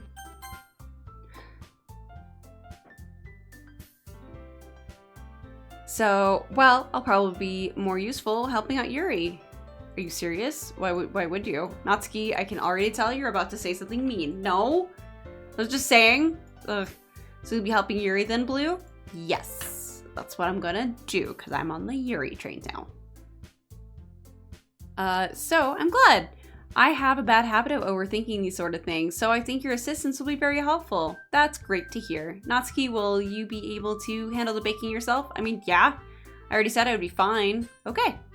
Everyone can tell that Natsuki is feeling a little sour, so is that everything we needed to go over? Yeah, that should be about it. Are you guys excited? Excited might not be the right word, but I suppose I'm looking forward to it a little bit. Do you feel the same, Blue? Me? I guess you could say I'm interested to see how it turns out. That's good enough for me. What about you, Natsuki? Natsuki, what? Is everyone yelling at me? I didn't even do anything. No, that's not what I mean at all. Yuri anxiously glances between everyone in the room. I'm so sorry for this. I didn't realize, I didn't really know Blue picked me. Oh, don't know why I picked her. And also, your cupcakes are the best cupcakes I've ever had. They go very well with my tea, and nothing that I do for the event will compare to that, so I get it. I'm kind of surprised though. Why? Well, I'm the one acting immature. I already know. But you're trying to cheer me up all of a sudden. I know I'm not really very good at it. I'm sorry if I said something bad. Natsuki isn't the only one surprised. Monica and I are also taken aback by Yuri's words. When she already has trouble with words trying to cheer someone up, most must be far out of her comfort zone. But I begin to understand. Yuri was trying to sound like Sayori. Even if it didn't work perfectly, I can tell that she tried to say something Sayori would say at this time. Because Sayori always helps everyone smile and feel good about themselves. No, I kind of appreciate it. I'm sorry for making a big deal out of nothing, but I'm gonna say this. You better bet that my cupcakes are gonna be the best part of this whole event. I believe you. Yes! I hope to see everyone do their best. But with that, there's nothing more for today, so I guess it's time for us to head out. Alright, let's get out of here then. And everyone packs up their things. I start to follow Monica and Natsuki at the doors as they chat between each other. I turn around. Sorry, I realized that I don't have any way of contacting you this weekend. Oh, you're right. I can't believe that slipped my mind. Should I give you my phone number? I think that would be the best, yes. Alright then. Yuri and I exchange phone numbers. Okay. Then I'll be stopping by your house on Sunday. My house? Is that a problem? No, not at all. I just thought that I would be the one going to your house since I'm helping you. Oh, I suppose that makes sense, but if you don't mind, I think I would prefer going to your house. Okay. In that case, it won't be a problem. I decided not to press Yuri for a reason. It's not like it should matter much either way, so I'll just need to make sure my room is clean. I hope I managed to make myself useful in some way. I'm not nearly as creative as you are. Don't underestimate yourself, Blue. There we go. I think that we'll make a very productive team, even if you only choose me because you felt bad or something. What? You don't actually think that, do you? I don't know. It's difficult to come up with any other reason why you've chosen me. You're forgetting the one reason with the most common sense. I chose to help you because that's what I want to do. But Yuri thinks to herself with an extremely tense expression. Yuri, you're overthinking this. You wanted me to point out when you're overthinking, right? I didn't realize. I'm telling you, I want to. That's all that there is to it. Do you believe me? Yuri thinks really hard again. She looks straight into my eyes for a while. I believe you. As if it turns her tremendous effort, it took her tremendous effort, Yuri finally says that and relaxes her expression. I wish they flipped some of these so that way I knew how she was before I read the line. And I'm really looking forward to Sunday. Yeah, I am too. After that exchange, I make my way out the door and Yuri follows. I can't believe this. Yuri's going to be coming to my house on Sunday. My anxiety shoots through the roof even though I'm pretty used to handling her at this point. There's no telling what might end up happening when we're outside of school. More than that, she told me that she was looking forward to it. Isn't this the chance I have to make something happen between us? Or is it too early for that? Only time will tell. But until then, I won't be able to take my mind off of it. I seriously can't wait. It's already Sunday. Self-sabotage era? Oh no. I've been getting increasingly anxious about Yuri's upcoming visit. I keep telling myself there's no reason to be nervous, but it doesn't help. I'm one of those people that if I'm like suddenly told like, hey, I'm coming over, I will frantically clean my everything within like 20 minutes. Like me procrastinating it for months, it'll just suddenly be amazingly clean. And I saw a like TikTok or Instagram video of somebody doing literally just that, where they had the skit was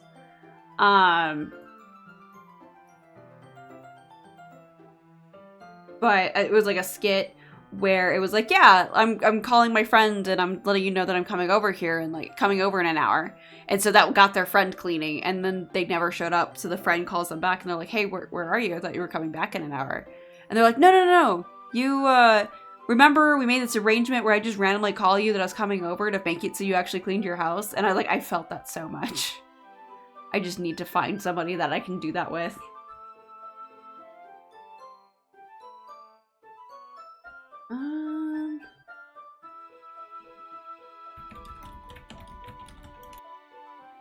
Dude. Boop. Alright. Alright. I keep telling myself there's no reason to be nervous, but I can't help it. Yuri is clearly an introvert, and also an intimate person in general.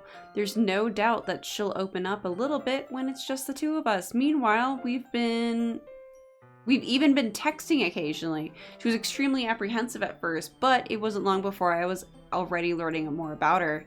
But putting Yuri aside, I haven't heard a thing from Sayori since she left club early the other day. It's not like we text each other all the time or anything. I mean, if you guys walked to each other's houses, I imagine you wouldn't be texting that much. But I've been worried about her in the back of my mind. Between what Sayori said and what Monica said, is it really okay for me to put Sayori's feelings aside when she might need me? I decide to visit Sayori's before Yuri comes over. Rather than asking, I simply tell her I'm coming over, much like we've done in the past. Once I reach Sayori's house, I knock on the door before entering it myself. Again, we used to play so often that we've made it a habit of simply entering each other's houses like we're family. The house is quiet. Sayori isn't anywhere on the first floor, so I assume she's up in her room. It's already strange of her to not run down the stairs and greet me. I head up to her bedroom where I finally find her. Sayori? Hi, Blue! I sit down in her room. Sayori forces a smile, but it's easy to tell that she's different. That is a weird... Okay. This is a very sanitary room. But it's easy to tell that she's different. There's a minute of silence between us. You haven't come over like this in a long time, have you? I guess you're right. It has been a long time. Not much has really changed, has it? Sayori's room is as messy as it's always been. I also recognize the same stuffed animals and wall decorations that she's had for years now. If you come over more often, it wouldn't be such a mess. That's because I ended up cleaning it for you. How come you suddenly want to come over today? Aren't you supposed to see Yuri today? Yeah, but wait, how did you know that? Sayori had already left by the time we decided that last part of the meeting. Monica told me. It's only natural for her to keep me informed about the festival preparations, right? Yeah, that's true. But what about you? Aren't you going to be helping Monica today? Of course. But I'm just helping her online. We didn't plan to meet up or anything. So it's just me and Yuri then. Yep. There's more silence between us. Satori stares in a random direction. Everything about her behavior is really uncharacteristic. I finally get to the point. I just wanted to see how you were doing. After you left on Friday, when something's wrong, you can't hide it from me.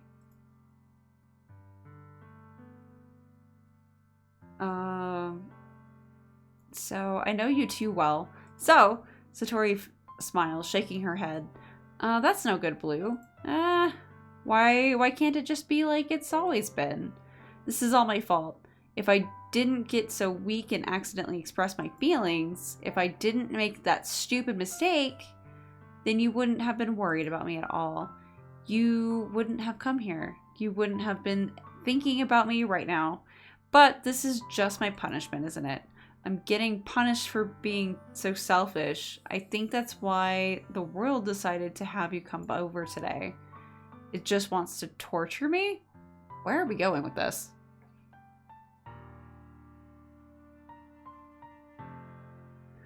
Oh!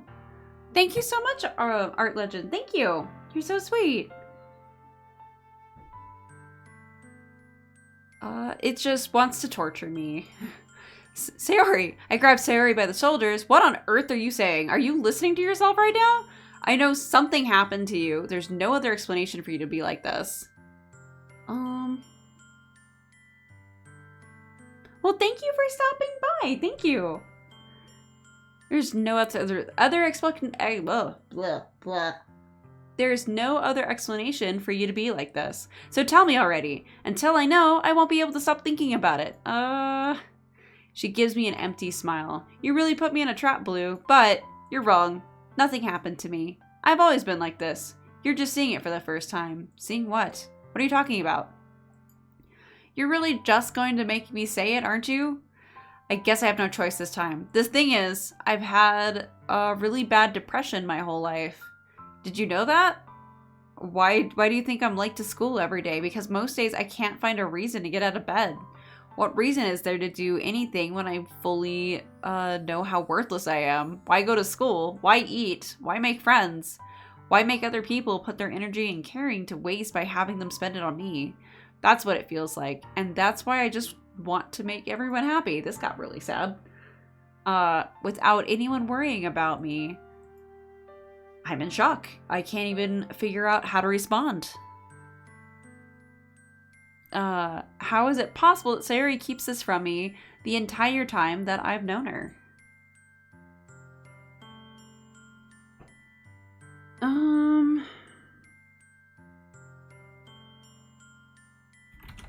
Doop. Oh, I didn't do my shift right. That's whatever.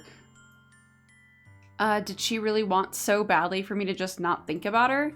Why? Why is it that you're never told me about this before? It almost feels like I've been betrayed as your close friend. Because if I knew, I would have done everything I could to support you, even if there's only so much that I can do.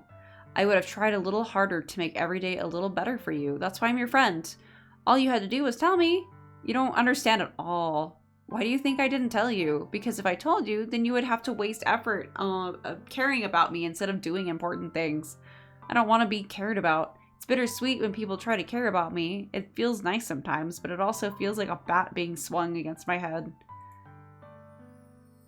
That's why I wanted so badly for you to make friends with everyone else. Helping everyone be happy together is the best thing for me. But then I discovered something else too. Seeing you make friends and get closer with everyone in the club, it feels like a spear going through my heart. So that's why I decided the world just wants to torture me. Every path leads to nothing but hurt.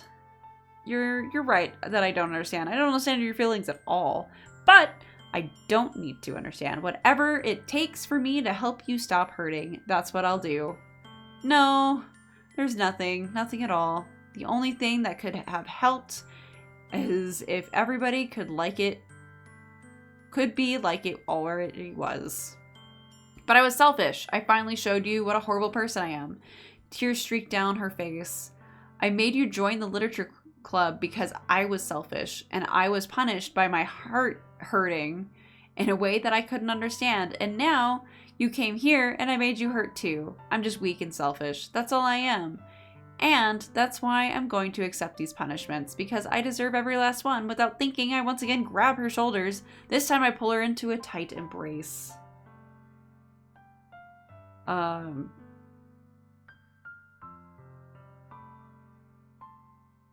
So this time I pull her into a tight embrace. Blue, I don't care if you feel selfish. I'm really happy that you convinced me to join the club. And seeing you every day makes it worth enough. If I make friends with everyone else, then that's just a bonus. But please never underestimate how much I care about you. And I wouldn't have it any other way. Blue. She isn't hugging me back. Despite my arms being wrapped around her, Sayori's arms remain by her sides. She starts sobbing next to my ear. No, don't do this to me. Please don't do this. Blue. She barely manages to speak between her sobs. I don't know if I'm doing the right thing, but all I want is for her to know that I care. If you have it in you to call yourself selfish, then you have to let me be selfish too. No matter what it takes, I'll figure out what needs to be changed, and I'll make things go away. And if there's anything that you need me to do, then you better tell me. I'll get mad if you don't. I don't know. Gently, Sari finally puts her arms around me in return. I don't know anything. It's all really scary. I don't understand any of my feelings. The only time I'm not feeling nothing is when I'm feeling pain. But your hugs are so warm, and that's really scary too. Whew. Alright, and she lets me go.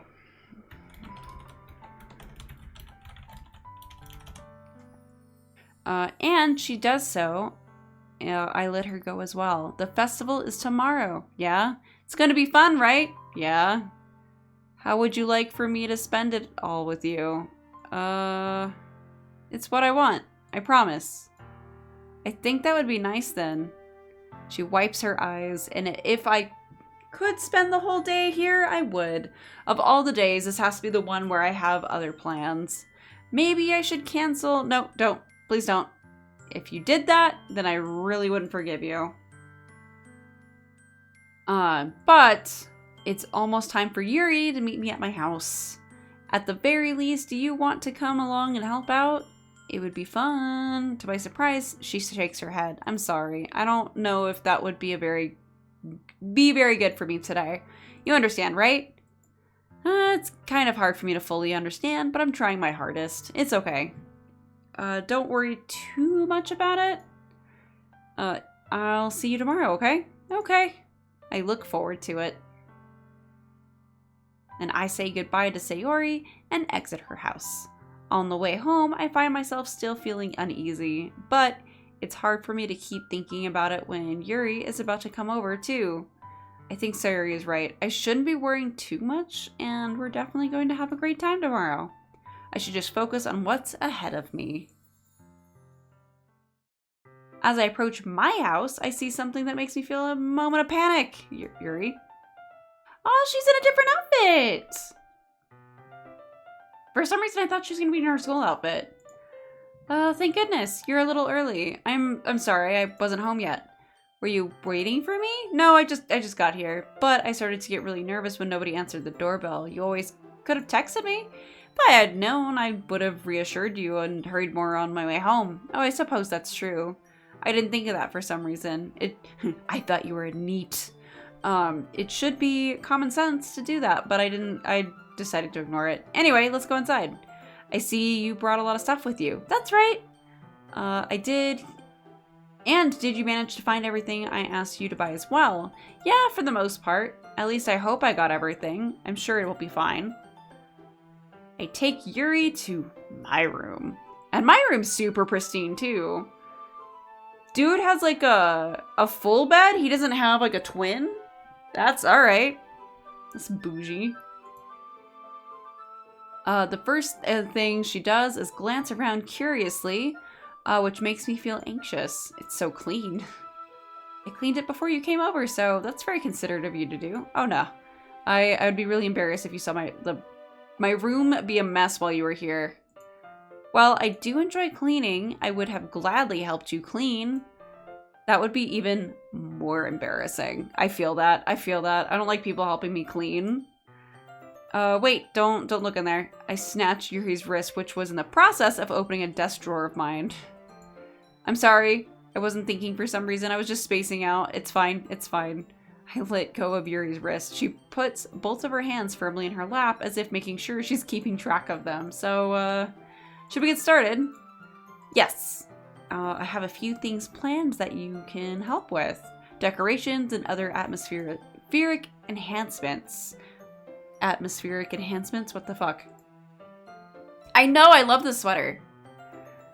You know, mood lighting, aromatherapy why are there aromatherapy candles for a book club? I imagine the school wouldn't permit that. Oh wow, I didn't know you planned on taking it that far. Of course! I want to help take our guests to a faraway place, although many will stop by just out of curiosity and for cupcakes. I'm determined to provide an experience that will leave them wanting more. That's great!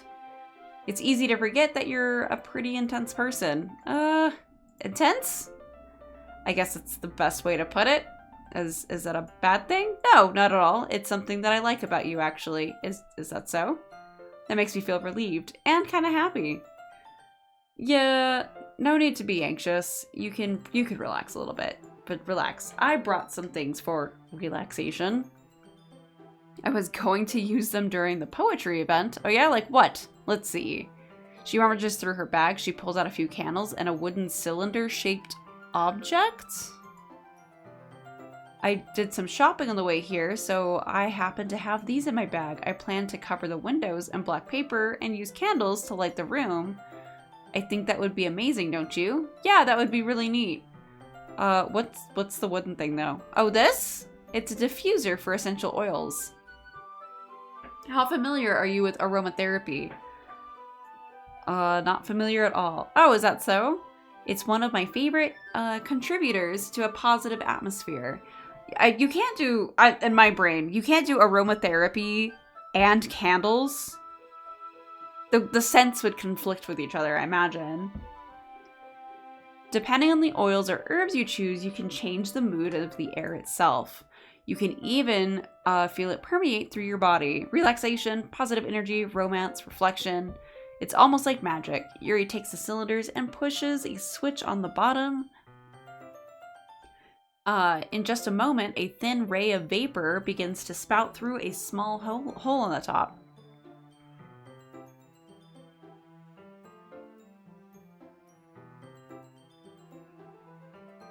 Wow, that smells wonderful. What kind of mood is that one for? This is a jasmine essential oil. It smells a little sweet and flowery, right? Yeah, that's a good way to describe it. I choose jasmine for the event because it provides more of relaxation. Jasmine enhances your emotions and helps you feel them flow through your body. Yeah, just like the candles and the aromatherapy, it's too much for a lot of people. Like, if that's your own thing, cool. But I imagine for something like a book reading club, that's too intense. Like, that's too much for like random strangers, you know? Helps you feel them flow through your body. You feel warmer and your heart pounds more heavily. Don't you think that will be perfect for sharing our poems? Also, I know I've come across more and more people, like in the last couple of years, who just cannot do any scents. Like, period. So, like, this aromatherapy stuff would, like, annoy their face so much. Like, they're different how they act, but I know one just can't. She felt like she couldn't breathe. Another one would just sneeze constantly when it came to like smelly things like perfumes and candles and aromatherapy stick stuff, scents. So like I feel like this is almost reverse, like not good for the relaxation part. And also scents can be distracting too. It does sound suitable, but you seem to know a lot about this, so I'll trust your opinion on it. Yuri smiles gently, clearly enjoying herself. She again reaches into her bag and pulls out several spools of thin ribbon. What are these for? Well, did you purchase the origami I asked you to get? Yeah, I have it over here. We won't be using the paper for folding origami. What I'd like to do is write a different word on each paper. You just popped open your pipe smoke soap. Yeah, most people do. Like a lot of people put on like a lot of scents like really thickly. I think, how do I do it personally? Like I take a shower and of course that stuff's scented and I really don't mess with it unless I'm doing something like earlier in the day that requires me to just like possibly get sweaty. So if I'm like working on my car or cleaning or something, like deep cleaning something, then I'll do like a spritz or two and like call it good. Like less is more. Talk about scents. I don't remember what your pipe smoke bar smelled like. Like your bars of soap that you bought in bulk. Like I remember you bringing out the box and just having me smell them back to back, and I was like, at some point, my brain just doesn't register the spells anymore. Like I'd like to do is write different words on each paper. We'll need about 100 of them. Holy shit. Yeah? What will those be used for? Well, I'm going to cut pieces of ribbon to hang from the doorway of the classroom. Then we can fasten the paper onto the ribbons to create a doorway curtain. Wouldn't that be beautiful? It would also catch the eye of those passing by the room. It may attract some people to peek inside. That's really creative. I had no idea you'd be so good at this. Is that so?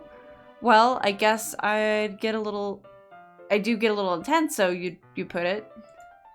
You know, when I wear pine because you bring... No. I always think it's funny when I come across anything pine, anything. And even if I don't read the label or not, if I know it's pine scented, half the time I'll just sneeze. I know it's not actually pine. I'm allergic to pine. I'm actually allergic to pine needles and pine pollen and stuff. But like the knowledge of that and me just like, oh, this is a pine candle that doesn't have any pine in it. But my brain smells the pine and just sneezes. And I hate it. I hate it so much. Do I break out into hives? No. I don't break out into hives with when I hug you or something with your pine soap. At least not that I'm aware of. Now you're making me think about it. I'm like, do I just like itch my shoulder or something if I go hug you? Now I gotta think. Making me panic. Yuri giggles with red cheeks. Is it just me, or is she more relaxed when it's just the two of us? Or maybe it's the excitement she feels from sharing something that she enjoys. Here's a marker, Blue, and you can write any characters you want. I'll help you once I finish cutting the ribbons. Okay. Sitting on the floor together, the two of us get to work. I carefully draw a different character on each paper, doing my best to manage my bad handwriting. I think he means word. Yuri unravels a long strand of red ribbon to her desired length. Then she reaches into her bag once more and pulls out a pocket knife. The knife is strangely beautiful. The silver handle has an intricate pattern of waves etched into it. The blade itself is gently tinted blue. That is pretty. That does sound pretty. That's no ordinary pocket knife. It looks really fancy. Well, embarrassed, Yuri looks away. What is it? You're going to think it's weird. Whatever it is, I would have no reason to judge you. To each their own. If you promise not to be weirded out, yeah, I promise. All right. The thing is, I'm kind of into knives. They're just so pretty. I can't help it. I don't know what it is. The combination of craftsmanship and the feeling of danger, maybe. What am I saying? Please don't think I'm weird for this. You're laughing at me. No, I'm not laughing at you. It's just funny how nervous you get about sharing. It's an interesting thing to be into, I guess. But I think it kind of suits you. Suits me? Yeah, it's kind of intense. All the intense. Oh dear. Why are we so intense? Alright. Is it what it is? Wait. Really relaxes her expression once again. Would you like to hold it? Sure, I'll check it out. She's intense. All the tense. She's into knives. Yuri carefully hands me the knife with the handle facing me. I take it and turn it around in my hands. It feels heavy and extremely solid.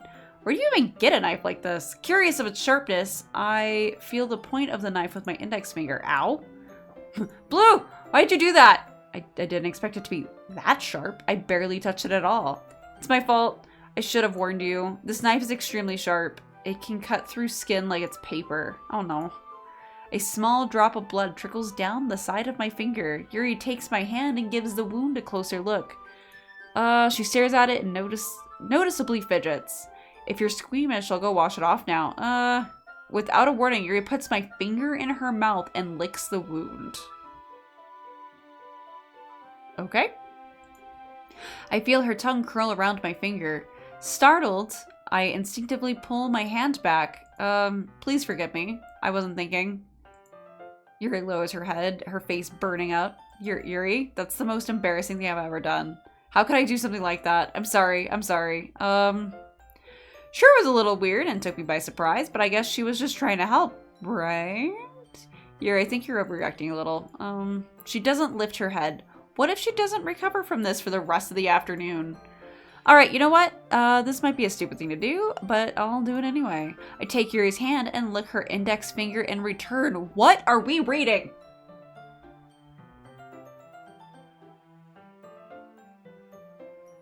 Alright. Blue! Did you really just do that? No, now we're even. Yuri just looks at me like I did something wrong. I knew that would be a bad idea. If not for the sweet aroma of the jasmine oil, the air would be extremely heavy right now.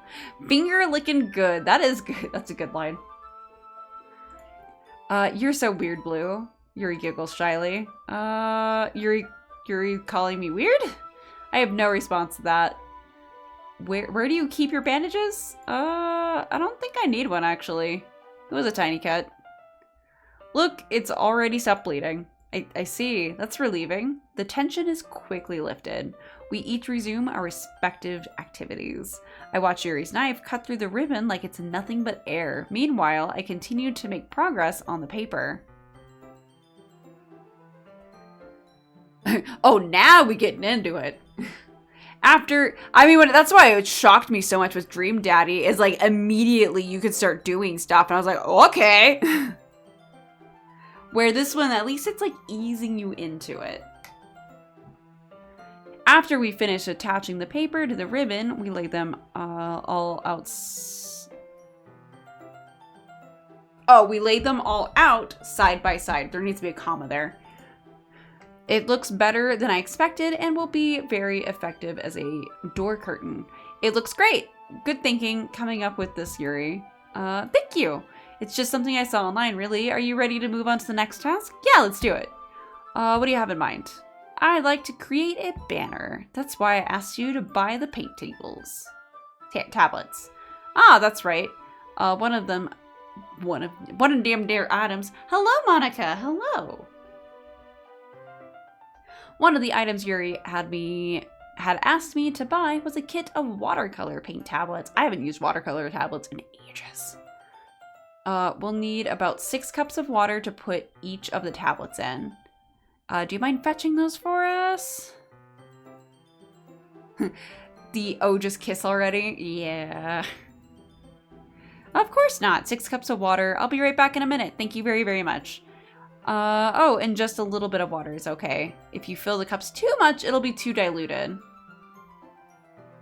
Taking Yuri's advice, I decide to use small plastic bathroom cups rather than full-size glasses. I put them on a plate to catch any paint that drips, then bring it back into my room. Yuri? Yes? I came in to see Yuri quickly unrolling her sleeve, pulling it back over her arm. Oh, nothing. Your face is a little red. Is it too hot in here or anything? No, not at all. There's nothing wrong, so let's mix the paint. Yuri hurriedly dismisses me and takes it upon herself to unwrap the tablets, dropping them into the cups. So I thought we would do something simple that would look very nice. I'd like to paint a gradient across the banner, starting with the colors for a sunrise, then daytime, then sunset, and nighttime. Once it dries, I'll write an inspirational quote across the banner. We can hang it on the wall behind the podium at the front of the classroom. Neat! What are you gonna write? Well, it'll be more fun to surprise you, Yuri smiles at me. If you say so. After rolling out the banner, Yuri and I kneel on opposite sides so we don't get in the way of each other. Yuri uses a brush and adds a few dots of color or different colors across the banner to serve as a color guide when we paint. This kind of reminds me of elementary school. Painting on a banner with watercolors feels a lot like the art class projects we had back then. It's relaxing. I'm sorry if this feels too childish. No, I didn't mean that at all. It's kind of fun, you know? Yeah, it is fun. I'm glad you feel that way too. Yuri stops painting for a moment, thinking to herself, for me, I don't need to go out and do crazy things for fun. In fact, I usually don't even want to. I just like when I can spend time with one other person. Even if it's something simple like reading, it doesn't even matter if we don't talk much. Just having a friend next to me makes things feel a little bit nicer. I think that's all it takes for me to be happy. Is that so?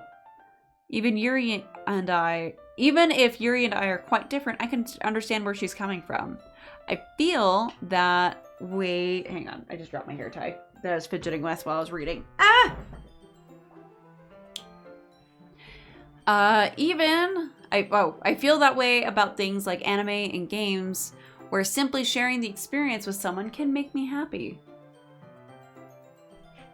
I think I feel the same way. Yuri smiles gently. I know you'd understand. Yuri leans over the banner to grab an unused paintbrush. But I move at the same time, causing my head to bump into hers.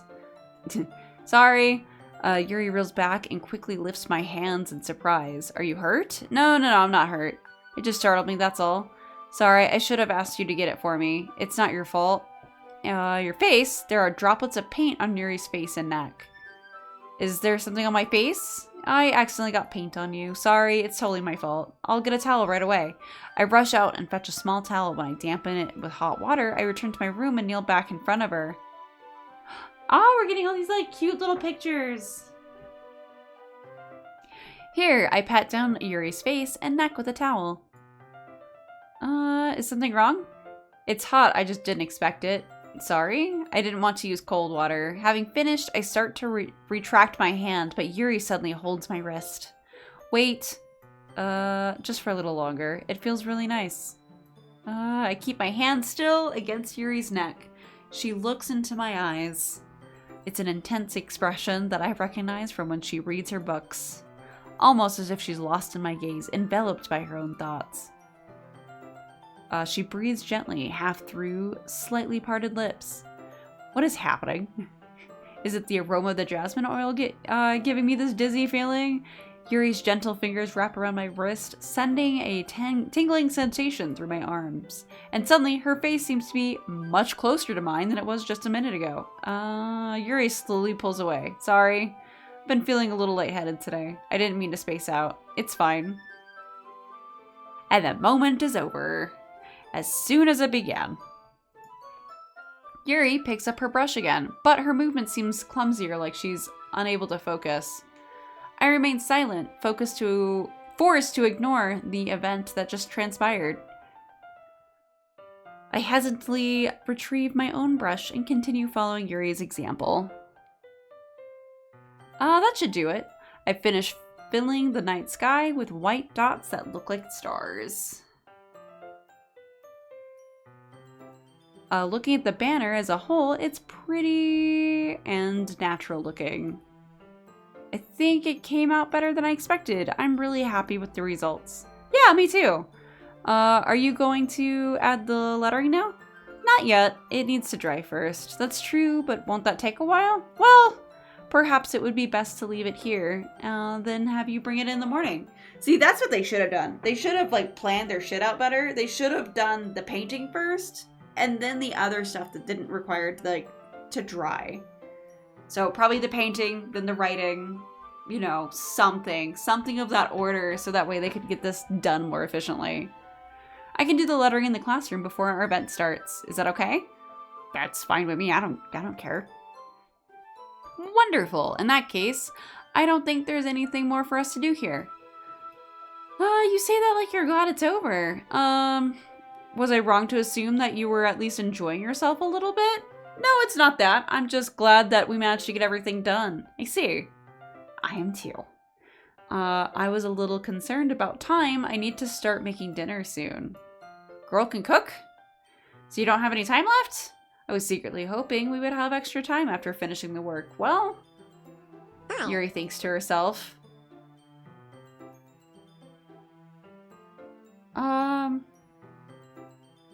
Like, I streamed on Twitch first, but my program streams technically to both at the same time. Oh, sorry. I saw your message before I saw the second text. I think it would be too irresponsible of me to wait much longer. I'm sorry. I was hoping there would be more time as well. It's probably my fault. Sorry for being such a slow worker. No, it's not your fault at all. And the important thing is that we got everything done, right? Yeah, so I shouldn't be disappointed or anything. Gathering all her things, Yuri seems to look a little downcast. I understand why. It sounded like she rarely gets the opportunity to spend time with friends in a relaxed environment. So, wait, was the jasmine oil and candles and shit for us? Because, yeah, she put on the jasmine shit while we were working. Like, that's so wasteful. That stuff, you gotta read that. That's not forever. That's finite. But that doesn't mean this is the last time it can happen. Once Yuri packs up, I walk her out to the front door. Thank you very much for having me today. No problem. I'm glad I was able to help. Just let me know if there's anything else you need me to bring tomorrow. I will. Well then, Yuri fidgets. I guess I'll see you tomorrow. Wait, I kind of say that without thinking. About today, it's fine that we didn't have as much time as we wanted, because we can do this again whenever you want. You can come over, or we can go out somewhere. Oh, I forgot you don't like going out much. As I stumble over my words, Yuri simply smiles bashfully. Anyway, you know what I'm trying to say, so you're very thoughtful. Yuri takes a step closer to me, then briefly squeezes my hand. Oh my god, we're holding hands, guys. I kind of like that about you. Well, how am I supposed to respond to this? But I don't even get a chance as Yuri suddenly pulls back. Sayori? Hi, Blue. Hi, Sayori. Just now we weren't. It's okay, Blue. I just stopped by to say hi. It's nice to meet you. Not to meet you. It's nice to see you. I'm sorry, but I'm already on my way to leave. Aw, really? That's too bad. I'm sorry, but we'll all be together at the festival tomorrow, so that's fine, right? Of course! Sayori beams. Yeah, so I'll see you tomorrow. And clearly embarrassed, Yuri hurries off. Sayori waves goodbye after her. She ruined it! I might have kissed her! I thought you didn't want to come over today. Well, I tried staying in my room, but my imagination was being really mean to me. So I had to come here and see it for myself. See what for yourself? What are you talking about? You know, how much fun you were having with Yuri and how close you got to her. It makes me really happy as she's fucking crying in front of me. That you've made such good friends. That's all that matters to me. Tears start to fall down her face. That's all that matters to me. Why am I feeling this way? I'm supposed to be happy for you. Why does it feel like my heart is splitting in half? It hurts so much. Everything hurts so much. This would be so much better if I could just disappear. We went from like okay to like way fluctuating the other end. Don't say that. It's true. If I wasn't here, then you wouldn't have to waste your sympathy on me. You wouldn't have to put up with me being selfish. Monica was right. I should just... Monica? Monica was right about what? Hey? What I said before is true. I'm not going to let this continue. Caring about you like this isn't the burden your mind is making it out to be. It's something that makes me happy. It's something that I wouldn't trade for anything else. So even if it takes an entire lifetime, I'm going to be by your side until you don't feel any pain anymore. Sayori looks away. I put a hand on her shoulder to reassure her. I'm scared. I'm really scared. What are you scared of, Sayori? I'm scared that I might like you more than you like me. Sayori? It's true, isn't it? I was weak and started to like you too much. I did this to myself. Blue, I like you so much that I want to die. Okay? That's how I feel. And that's enough. I don't want you to hurt anymore. I slide my hand down her arm and squeeze her hand in my own. Do you remember how I said I always know what's best for you? Do you still believe me? Wordlessly, Sayori nods. Even if you don't understand all of your own feelings, I know what you need the most right now. And that's what I'm going to give you. Alright. Hello, Cartoon Productions. Hello.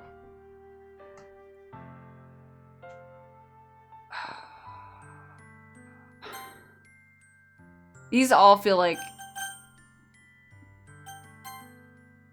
These are all like, hey, you could go down this path very easily. And I'm like, nope. I'm an asshole.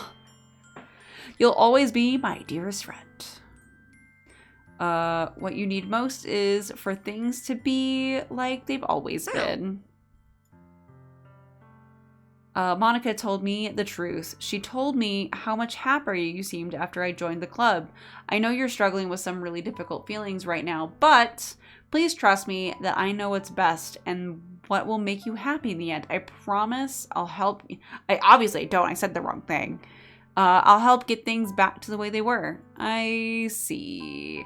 She forces a smile through an incredibly pained expression.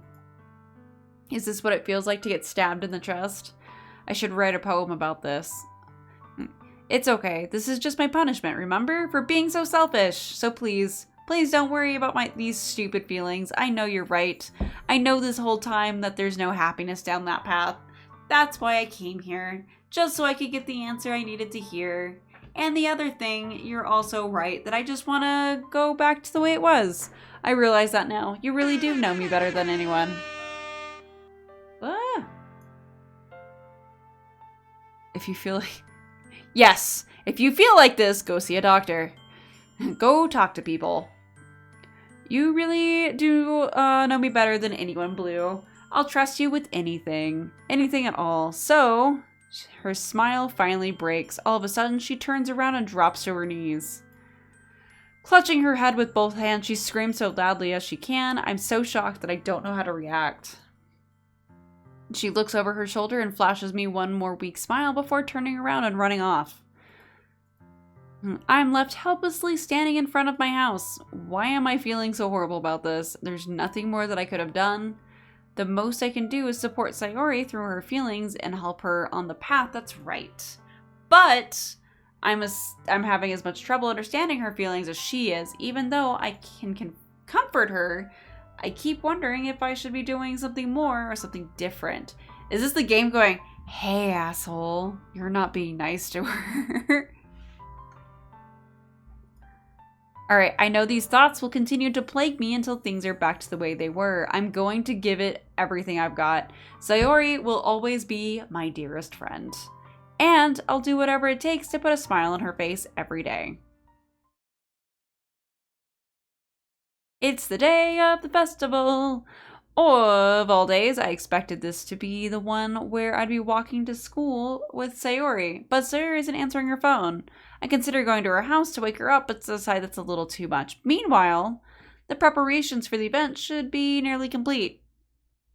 The subtitles are broken.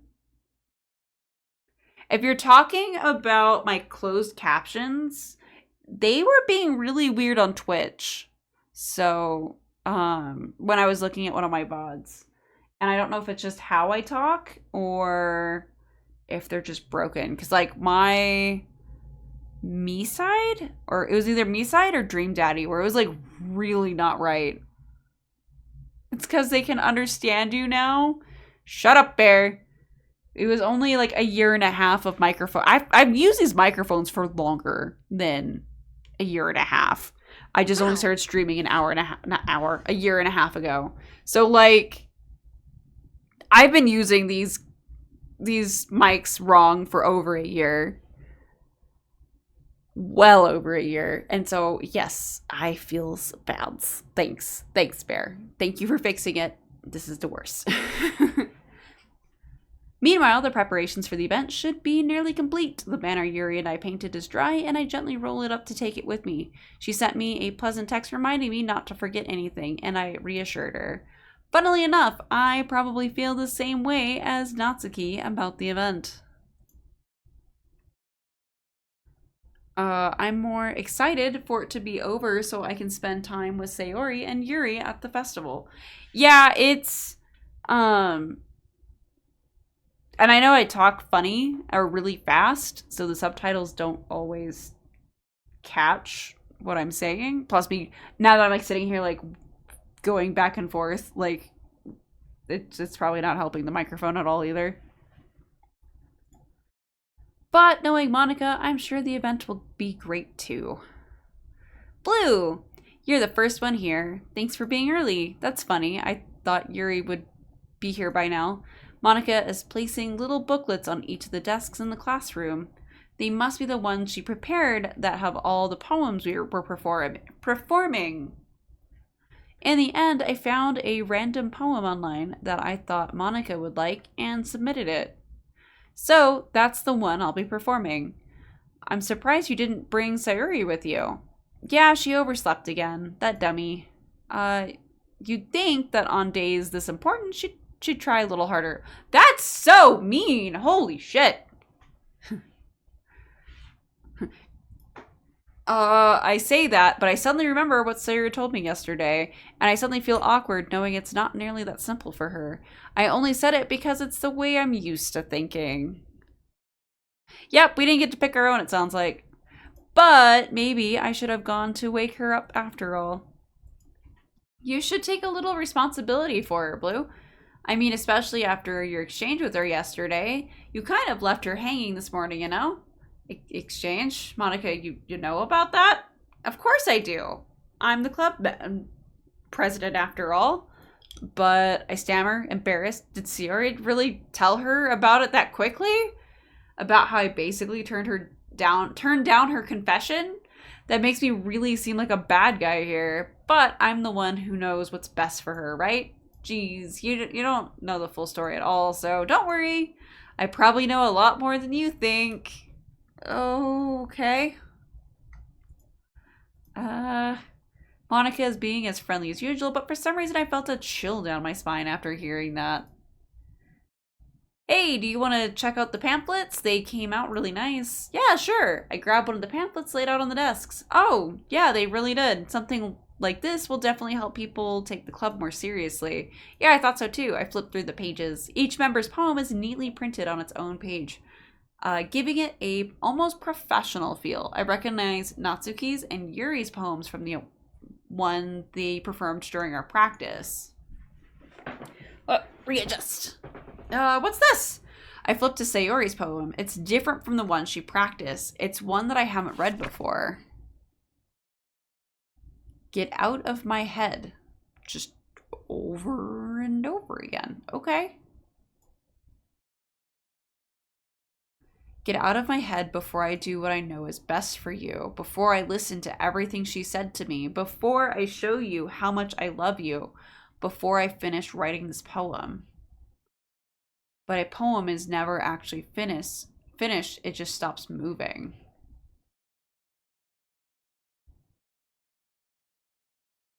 Okay.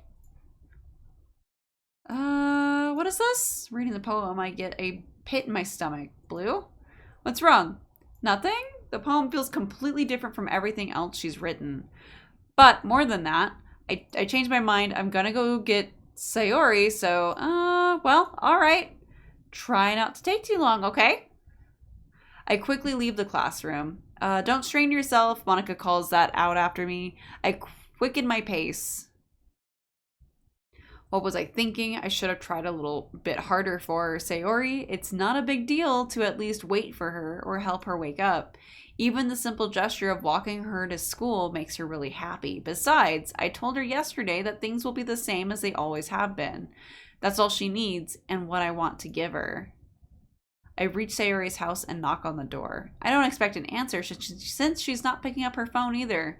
Like yesterday, I open the door and I let myself in. Sayori? She really is a heavy sleeper. I swallow. I can't believe I ended up doing this after all. Waking her up in her own house. Isn't that more like something a boyfriend would do? In any case, it just feels alright. Outside of Sayori's room, I knock on her door. Sayori? Wake up, dummy. There's no response. I really didn't want to have to enter her room like this. Isn't it kind of a breach of privacy? But she really leaves me no choice.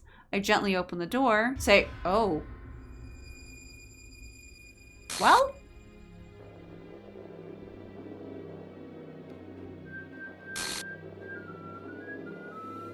We're really emphasizing this, huh?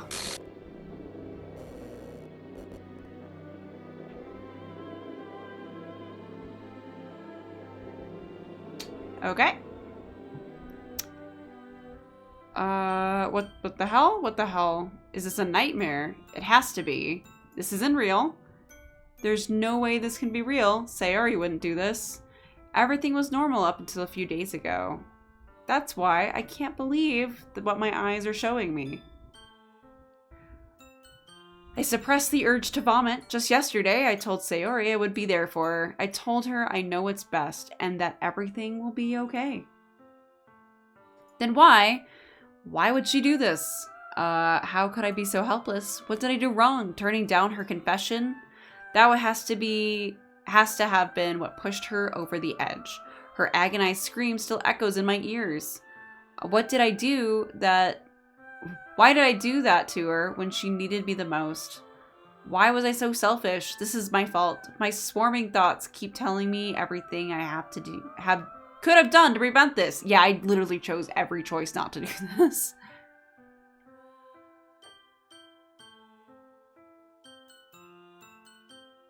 Look, I'm a cherry. If I didn't spend more time with her, walked her to school, and gave her what I know she wanted out of our relationship, then I could have prevented this. I know I could have prevented this. Screw the literature club, screw the festival. I just lost my best friend. Someone I grew up with. She's gone forever now. Nothing I can do to bring her back. This isn't some game where I can reset and try something different. I had only one chance and I wasn't careful enough. And now I'll carry this guilt with me until I die. Nothing in my life is worth more than hers. But I still couldn't do what she needed from me. And now I can never take it back. Never, never, never, never. Oh. Okay.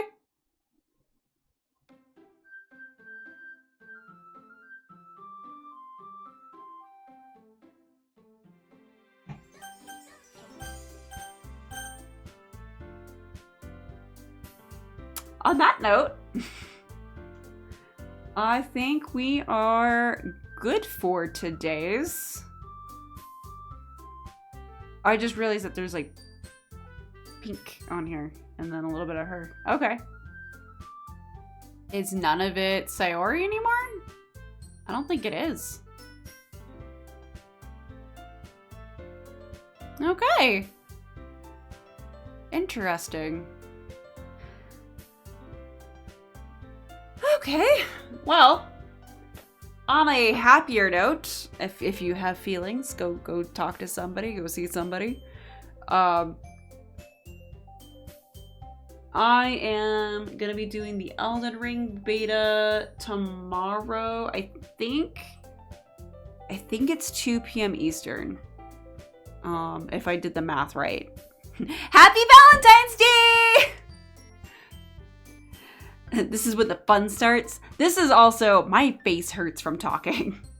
So I'm going to be doing the Elden Ring beta tomorrow at I think about 2 p.m. Eastern. My Discord, I'll have that. I'll announce that for sure. Oh, let me go ahead and put those up there. This is when the fun starts.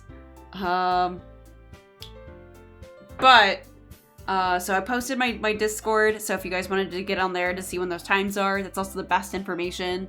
There's gonna be new links on my Linktree soon. I just need to get those all set up. But of course my Linktree has all of my socials, my Instagram, my TikTok. No, not TikTok. I always say TikTok, but I don't have a TikTok. I deleted that when the happening happened. I have my Instagram, my Twitter, my Blue Sky, my YouTube, my Twitch, all of that's there. Discord's still the best place. It's okay, Cartoon. The reason why you can't see your own messages on my screen is because I don't have it set up to do both services at the same time, because I dual stream. But I see your messages. So I hope to see you guys tomorrow. I know I'm going to be doing Elden Ring tomorrow. I'm going to try and do Elden Ring 1 or 2 more times for the night ring test. And then I should be back next week with a bunch of Doom. So I appreciate all of you guys, and I will see you guys later. Bye!